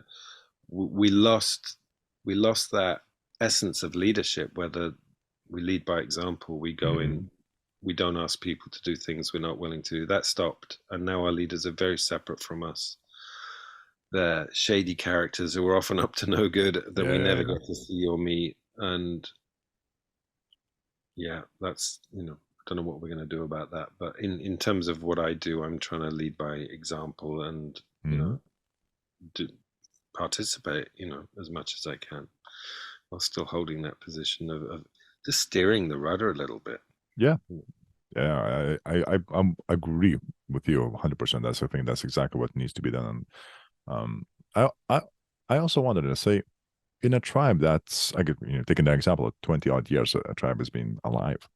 Um, One of the key things I find is conflict. That conflict must be resolved within any unit, whether it's yourself, whether it's with your wife, whether in a tribe or bigger things. My recent theory is this: that avoided conflict detaches people. Being in the middle of conflict pushes people also away. But the resolved conflict, doesn't matter how good or bad the resolution, it actually brings people together. Yeah, Thus, you must always look for that resolution, no matter how good or bad it is. You can adjust it later, but if you want to actually bring people together, you must always look for the resolution. And again, in our tribe, we had that one session where basically we had to kind of have an open conflict with everybody, like individually, and then you also had to basically take it and receive it, and I also had to kind of give compliments. So kind of just, I think it was a great bonding experience for my experience. But it also made me wonder, like, in such a group environment, how often must these kind of sessions be used? My initial suggestion, like once a month, once every few months, just at least the initial stages, until that strong bonding is kind of ironing out of each individual characters. Does it I think have to that be daily? I don't know. those ritualized ways of that you're describing should be done as often as needed until they become completely natural and organic, and you don't need to organize them. They just become part of the culture of Just how happens. people interact. Yeah. That's what I've done over the years. I've used structures where we specifically have a section where we make complaints to each other and confront each other, or Mm-hmm. and sections where we appreciate each other. Like weekly? When I trained, we did it every time we showed up. That was the beginning Wow. of every day. Maybe for Okay. 15 minutes. I mean, Yeah. I'll do that. I'll do that for 3 days now with some of my groups because they're good at it. Mm-hmm. So maybe once a year I might introduce that. But they've done it so long that if there's a complaint, it gets made very, very quickly. It's just part of their way of being. Uh, Nice. I think I agree with you. It's really healthy. I've often said that I've lost more relationships through not being confrontational than when I have. Mm-hmm. 'Cause it just kills the relationship. It squeezes the life out of it I if you agree. can't, say what's upset you. And yet at the same time, Yeah, I we're back think, to authenticity then, right? yes, For exactly me, right. part of authenticity is if you piss me off, I'm going to tell you as quick as possible rather than going, oh shit, I don't know what upset him. But that's how un-British of you. My Yeah, I God. know. Yeah, a true anarchist in the British society. I shall say things to you that I feel. Yeah, but if I love you, I need to. You used the word housekeeping when we were starting it. It's good housekeeping, right? If I love you, I need to keep the, Yeah. the relationship clean. And if I'm holding resentments, all that's good. When I trained to be a couples therapist, I got a very good sound bite, if you like. The guy said, if you're in conflict with your partner and your agenda is to win the argument, then the relationship is going to lose because one of the two of you, the couple, is going to lose. Yeah. And that's about domination and ego and blah blah. So if you're fighting to reconnect, that's a holy war. That's a good war. That's a righteous war. Yes. And I think that's a good message to fight, not to put down, not to crush, not to abuse, not to shame, not to win your argument, not to prove your point, but because I miss you, Mm-hmm. I want to be close again. That's a really good reason to have conflict. I agree. I think my viewpoint on this is very, very similar. I think I picked it up from Jordan Peterson. Is, and I think he said that if you fight against somebody, like, against your wife or so on, and if somebody loses, they're a loser. And who wants to be with the loser? Nobody wants to be with a loser. And that's the fundamental issue. And it just clicked to me. But then his also suggestion was, I think it was his, or maybe some other at the same time. I was reading quite a lot. The better thing is not to fight with each other, but together fight about the problem you're having, right? And this requires a certain level of emotional detachment from the thing that's been, brewing inside. But and with my wife, we try to do this consciously and as often as needed, right? Where basically say, look, not you did something, but something. Basically, try to identify what is the problem that is bothering me. I'm not saying you did something bad, but look, I feel currently shit because every time I come home, I do not feel good, whatever it is. But basically, try to basically extract the problem from her, from myself, into an ether, because then it's 2 against 1.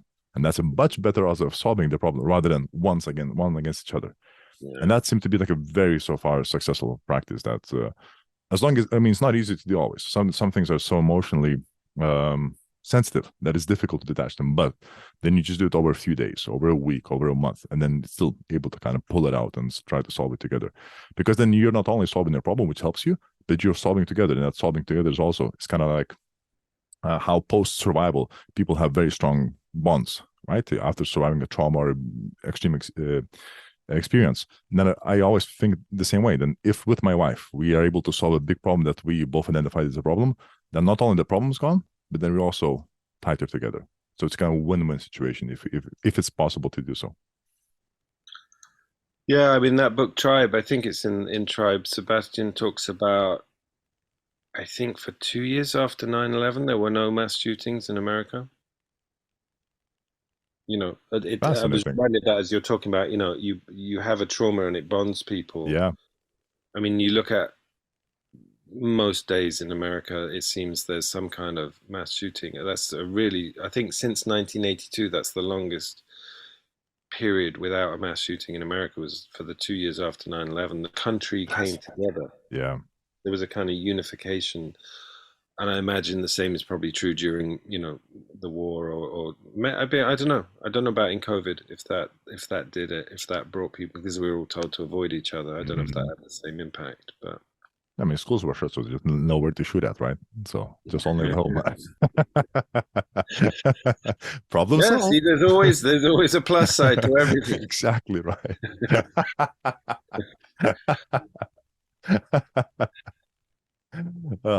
Absolutely.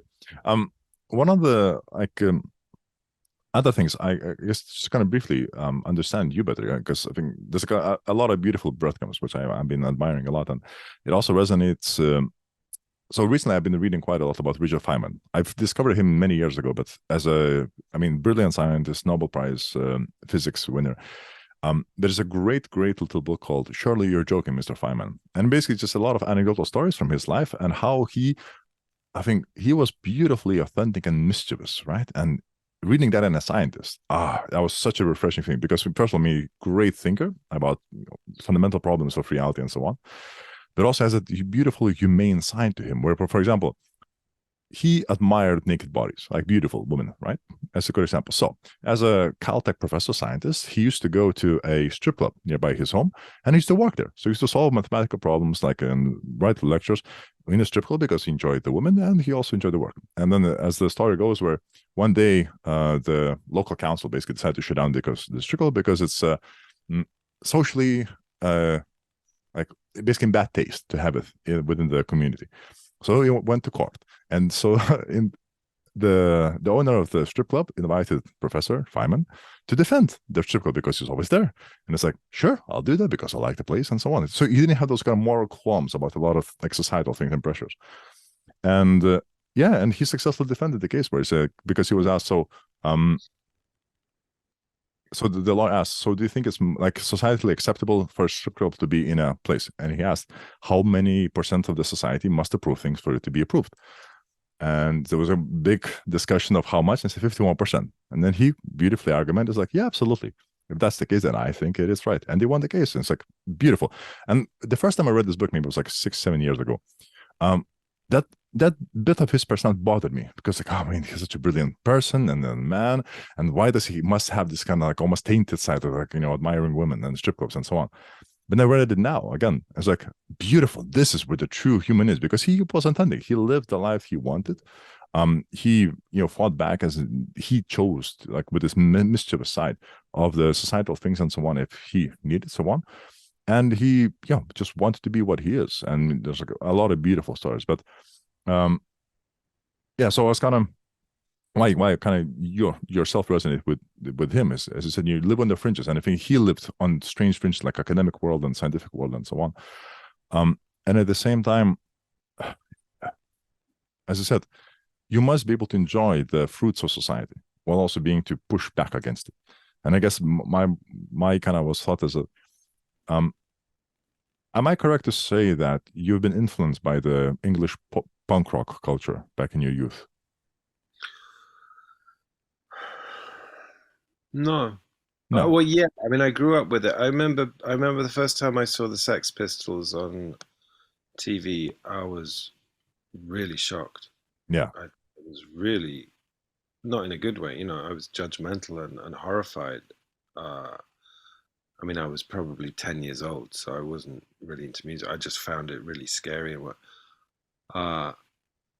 So not as obviously as you would imagine. Maybe it filtered into me, but I came to punk as a musical genre later in life, probably in my 40s or even 50s, All and right. Very interesting. really started to appreciate it for what it was and read about it and study Yeah. it as a kind of cultural phenomena. And I do think that, yeah, if we're talking authenticity, it was probably the purest musical form that ever came out of this country. Mm-hmm.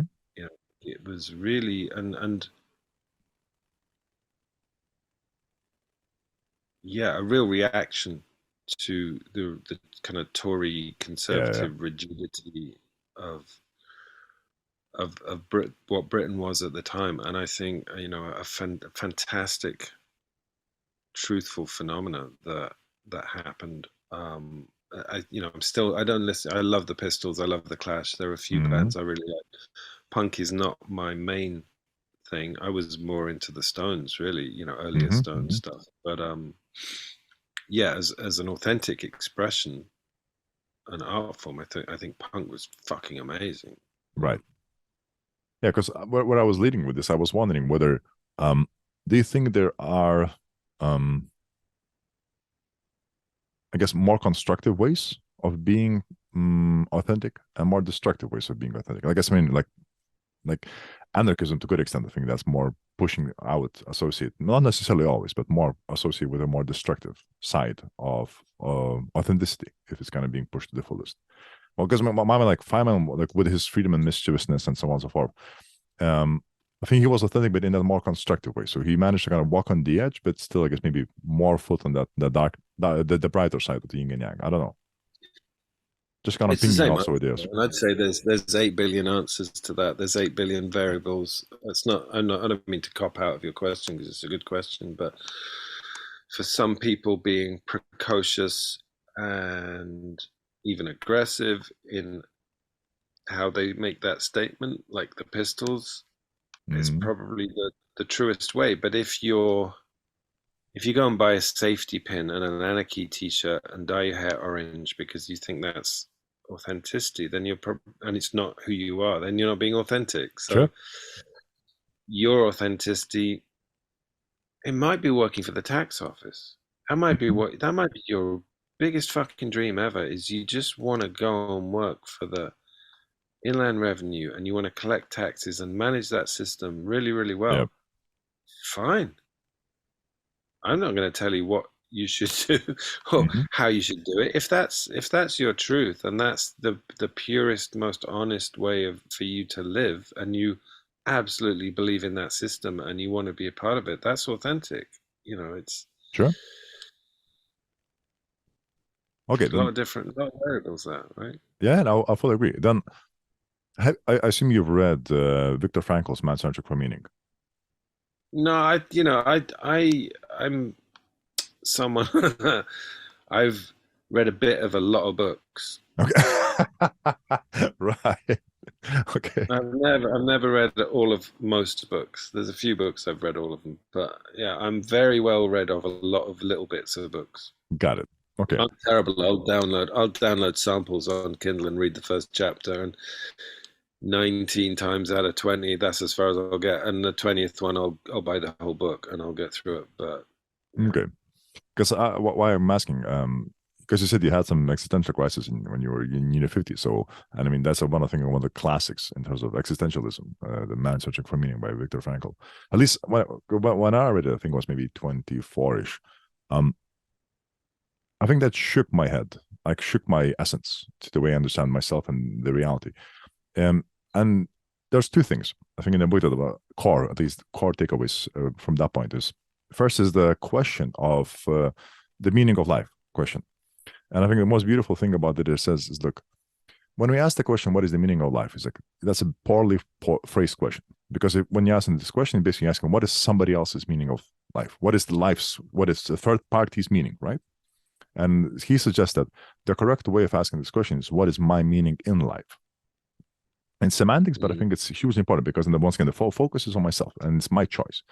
And then the second bit from that comes naturally follows is this, then whatever meaning I choose to take upon in this life, that's correct. It can be, if I said work in a tax office, if I want to make pasta for 5 people for the rest, it doesn't matter what it is. But as long as you're able to identify that, then you have that core belief, the core system upon which your life kind of resides. And I loved that because I think up until that point, I was really kind of struggling to find, what is my meaning of life? What is the meaning of life? And kind of who must I satisfy to be kind of happy and so on. And I realized nobody. I should not even try to copy others' meanings of life because it's kind of must come from myself. Whatever I choose it to be, even maybe for some portion of life, that is correct. And I remember it just had a massive positive effect. So that I wanted to kind of ask you, what are your thoughts on the meaning of life question? Since you've been for existentialism phase recently-ish. Well, look, my thoughts just changed when you just said that. I think that's a really nicely constructed way of putting that. I've been much less eloquent in that I kind of celebrate the contradictoriness of just about everything, and so I think that in an almost not nihilistic, but I take two stances. One is that it's all completely and utterly meaningless, and that at the same time there's huge meaning. Someone asked me at the end of a podcast years ago, how do you want to be remembered? And I was like, well, I won't be.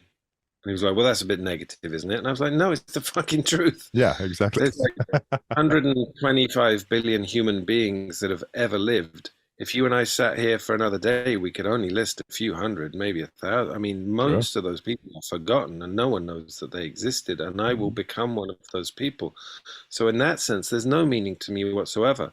But for the short amount of time I have here, I'm going to ascribe as much meaning as I possibly can. And to the small number of people that I encounter, I will try and bring meaning. And I will try and learn, and I will try and grow, and I will try and evolve, and I'll try and leave the world a slightly better place than the one I arrived in. And then I'll get forgotten. So the two kind of uncomfortably, coexist for me. And I like that rephrasing, as you put it. That encapsulates what I'm trying to say in a more eloquent way, I think. Yeah, it seems like it's a time frame question, right? What is for eternity? Who gives a shit? If it's for while I'm here, then it's a whole different ballgame. I saw a really nice little thing with Brian Cox. You know Brian Cox? Yeah. He was on, it was some little clip on YouTube or something. He was going, I hear people saying all the time, there's got to be more to life. And he's going, you're made from fucking cosmic dust that was formed in the death of galaxies billions of years ago, that somehow have come together in this form that has consciousness for a short period of time, and then you're going to return to dust. What more do you want? Yeah, fair enough. Exactly right. I don't really need that new iPhone, do I? It's like... Oh, that's beautifully put. I'm with you in this one. Okay, then I guess maybe like a couple of final questions, if that's okay with you. Just I guess in general about the men's group practice. I guess, you've been leading for over 50 decades. I'm quite new to this, and Lithuania is quite new to this in general. Um, do you think every man should be part of a men's group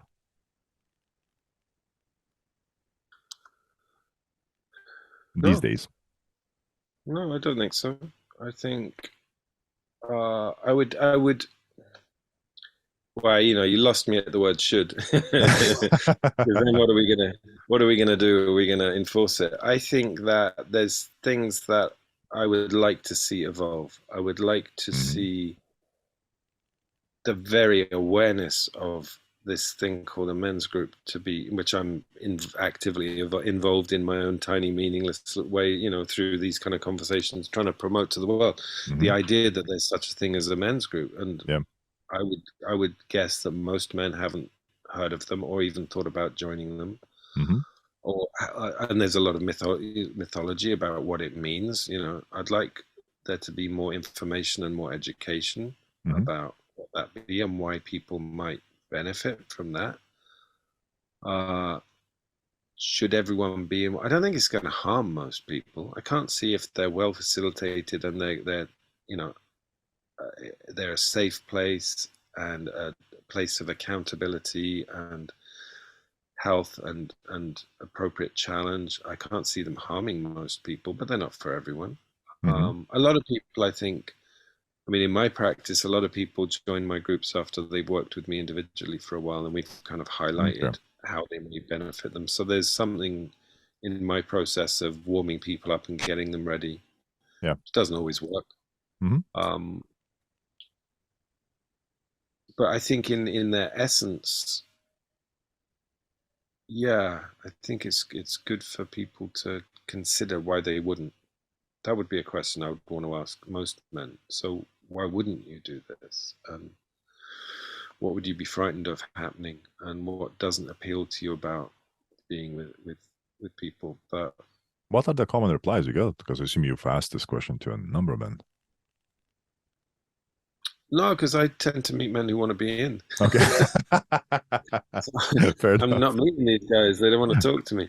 I struggle. I'm in a men's group as a participant because I think it's good practice as a facilitator for me to remember what it's like. And I don't find it easy. I don't find it easy to go there and be challenged. And that's good. When it gets easy, I'll probably leave. It's not an easy place to put yourself in. It shouldn't be cruel. It shouldn't be bullying. It shouldn't be harsh. But it stretches me and it makes me uncomfortable. And that's one of the reasons I go. So I guess for some people, they don't want to go. It's back to that just being outside of your edge, the comfort zone. Do you know what? A lot of people go, why would I want that? Why would I want to be out of my comfort zone? It's nice in my comfort zone. There's a fantastic interview with Keith Richards from the early 70s where he said he lived in Switzerland. No disrespect to the Swiss, but anyway, it's his story. He lived in Switzerland. He said Swiss guys would come up to him and go, "Hey, how do I get to be in a famous rock and roll band?" And he'd say, "Starve." And they go, "But I'm Swiss. Why would I do that? I live at home with my mum. She still makes my tea." And he said, "That's why there's no famous Swiss rock and roll bands." Fair point. Fair point. And a lot of bands. That's where I learned to be in a men's group and to run men's groups was through being in a rock and roll band. There's very similar dynamics, and they're not always comfortable. But there's toxic versions of groups of men, which I'm surrounded by in England. Yeah. And there's also non-toxic versions, which we need to be promoting. It can bring out the best. It can bring out the worst. But that struggle in a group of men, I think, is a healthy thing. And especially if you've got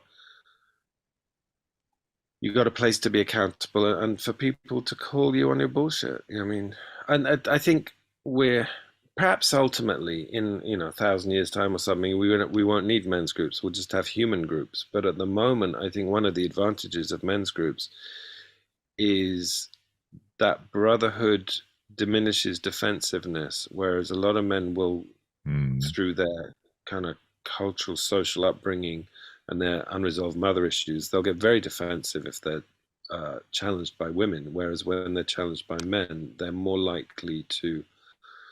I'm generalizing, which is why I'm hesitating, because it's not entirely true, but there's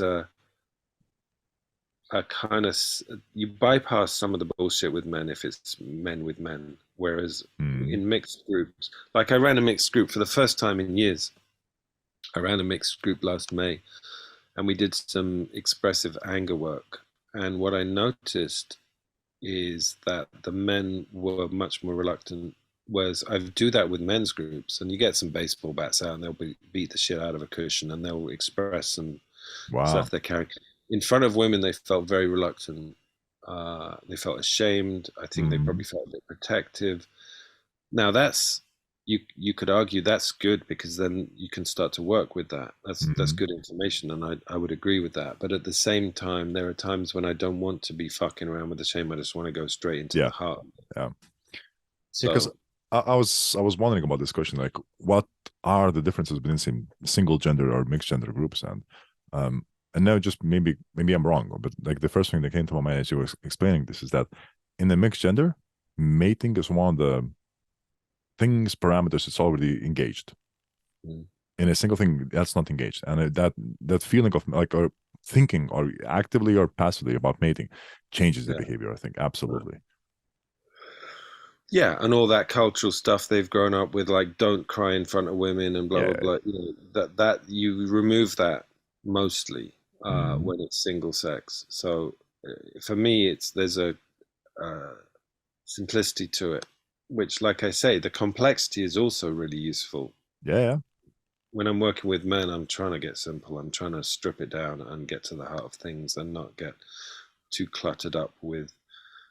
Well, we got enough social programming to deal with anyway. So it, Absolutely. you know. Okay, what are the common hesitations, I guess, you've heard from the men who joined tribes, because I assume that most of them waited sometime, 3 6 months, maybe a year, couple of years before eventually deciding to join. I mean, what are the common, I guess, motivations and hesitations you heard?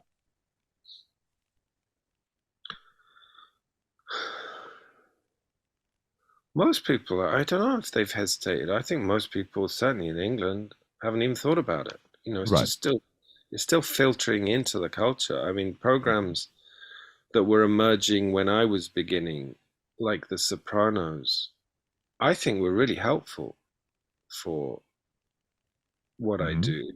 When therapy started to seep into mainstream kind of HBO type, Yeah, yeah. entertainment, that's how a lot of stuff filters into what becomes acceptable or not. Mm-hmm. And therapy is now something that people talk about in a much more casual way. I remember when I started going to open a bank account, and the person in the bank said, "What do you do?" And I said, "I'm a therapist." And she went, "Oh, you must meet a lot of mad people." And that was Yeah, yeah. absolutely, therapy is for mad people. And Only.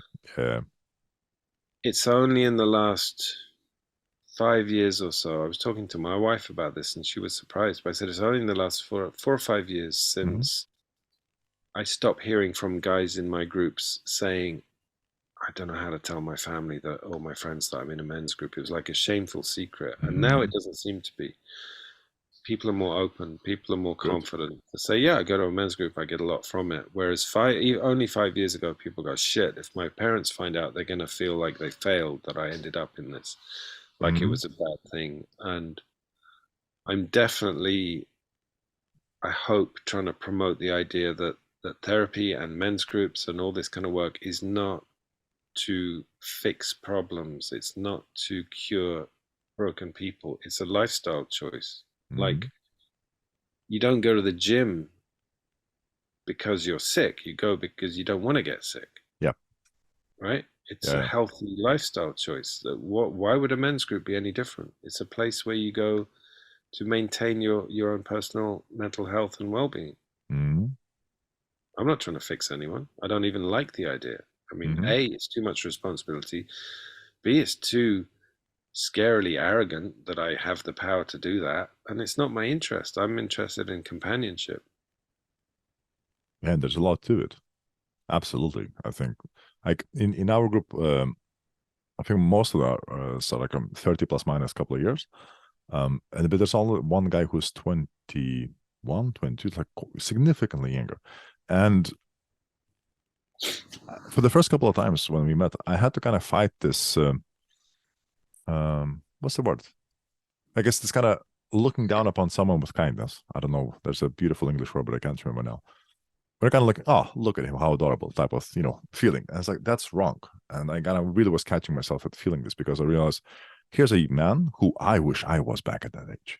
Mm. I really wished I had like a 21 or 22. I was able to kind of start getting my life together, right? Having had for those, tough experiences and actually try to stand and understand me. And when we had this kind of conflict resolution session, um, I think once we went to the compliments round, everybody said to him, how I'm positively envious of you because I wish I was your age when I started to get my life together. So the kind of beautiful sense of encouragement, and I agree that I mean I had this kind of I have this debate in my mind where what would be the youngest age when it's appropriate to start, teaching about emotional intelligence, about camaraderie, about openness, and so on, especially men. And on one hand, I want to say, fuck it, kindergarten. But at the same time, I realize most likely not, because you have to have some real world experiences to actually build this upon. Maybe I'm also wrong. So I've been kind of ping pong at this We way. are taught about it. We are taught about it in kindergarten. Really? When we're taught big boys don't cry, we're being taught In about, the wrong way. Right. yeah, Fair enough. that's when Because it starts. So surely that's the time to at least, I don't know how you dismantle that kind of stuff, but surely that's the time to start. I mean, why wait? yeah, You because know, my counter argument that was maybe obviously just my own traumas kind of voicing themselves out, where I feel like you have to have those kind of traumatic experiences to actually be able to basically have learning material through which you can actually learn and practice these things and come out with it. it's going to happen anyway. That's Yeah, life. that's the thing. You can't avoid that. But I think that, I remember being 5 and some kids, giving me shit in the playground or whatever, and probably the only message my dad ever gave me. But I remember him clearly saying, someone picks you on the playground, you punch them as hard as you possibly can, full in the face. And I don't know, maybe we could modify that a bit. Maybe, if we don't want a world full of violent men who, whenever they're challenged, Yeah. go straight to violence. I had to unlearn it, and a lot of what I do, possibly the hardest part of what I do, is I'm an unteacher. Yes. Yes. Yeah, I know exactly what you mean. That's hard, man. It's not that difficult to teach human beings things. We're amazing sponges for knowledge. Yes. You try unteaching someone something, it's Mhm. not cool to, when you're vulnerable, just punch someone in the face. Okay, shit, but my dad said it was. You Yeah, know, yeah. Now what? yeah. Yeah.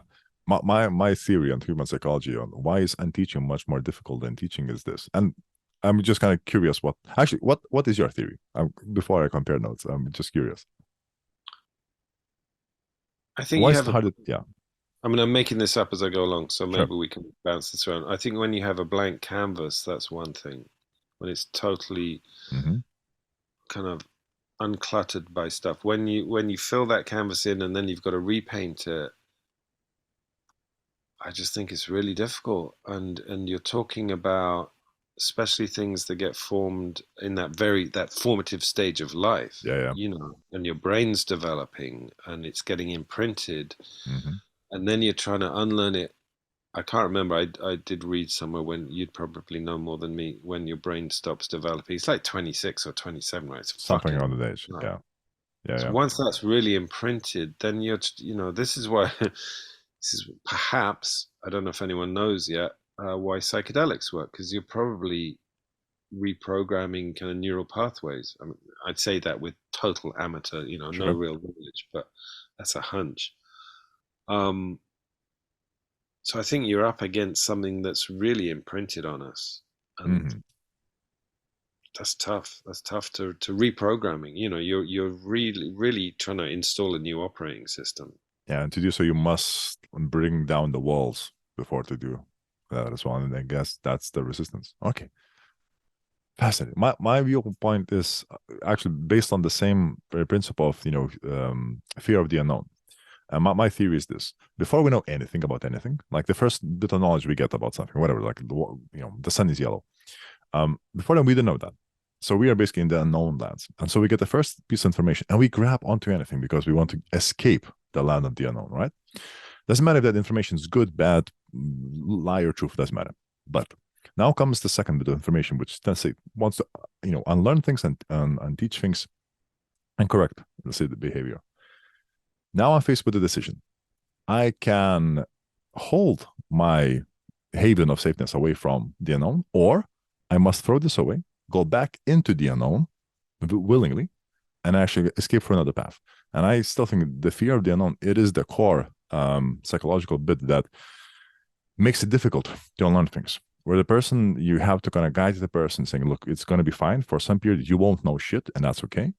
We'll get through this together. And thus then kind of help the person to learn things. Because my direct experience is through Lindy Hop teaching, like when we teach dancing, and some people just learn some moves and then you have to now unlearn it or change things. And there is a general kind of this kind of freeziness, the kind of like almost aggressiveness in their mild aggression, but it's there. It's kind of defenses are up, emotional defenses are up when they say, okay, now we're going to do things differently. Like, the fuck are you talking about? I spent 6 months, grinding the same fucking kick. Why must I change things? And you coach them and guide them and eventually get there. But I was kind of thinking, what is that bit? Why must that resistance be there? So at least this is my theory. I don't know if it's correct or not. It might be completely out of my ass, but makes semi-sense to me, at least at this point in life. Yeah, I mean, it's probably, it's probably hooked up in, back where we started about certainty and the safety of going, no, this is how it is. Yeah. I had a weird experience. I ran a retreat in Hereford, in the countryside in Hereford, which is up on the borders of England and Wales. And someone on the retreat fell over and broke their finger or something. I had to take him to hospital at like midnight on a Saturday night, which is not a time you want to go to hospital in the UK. There's always like a 6-hour wait, and it's full of all the tragic figures on a Saturday night. But this was particularly noticeable. I was there for a long time while we waited, and I got talking to the ambulanceman because I was seeing them wheeling in these completely broken people covered in blood and what. I was like, so what's the deal here? What's going on? And they said, oh, there's a lot of homeless people in Hereford, and they get they get drunk and they get into fights, especially on a Saturday night, and we don't get involved. So we don't get involved. The police don't get involved. We let them beat the shit out of themselves till it's over. Then we pick up the pieces. We bring them in here. I was like, how come? And the guy went, because they're all SAS. All right. Jesus, fuck. And he said, Hereford is the base. Ah, yes, of course. It is a massive training base. Yes. For the SAS. He said, these guys, they come in, they train, they go off, they do whatever they do in Iraq or Afghanistan or whatever. They come back. They leave the SS, their marriages fall apart, they end up on the streets, and they migrate back to Hereford because it's the only sense of home they've got. Yeah. And they get drunk and they get into fights. These are some of the most highly trained killers in the world getting into street fights. We don't get involved. That's fair.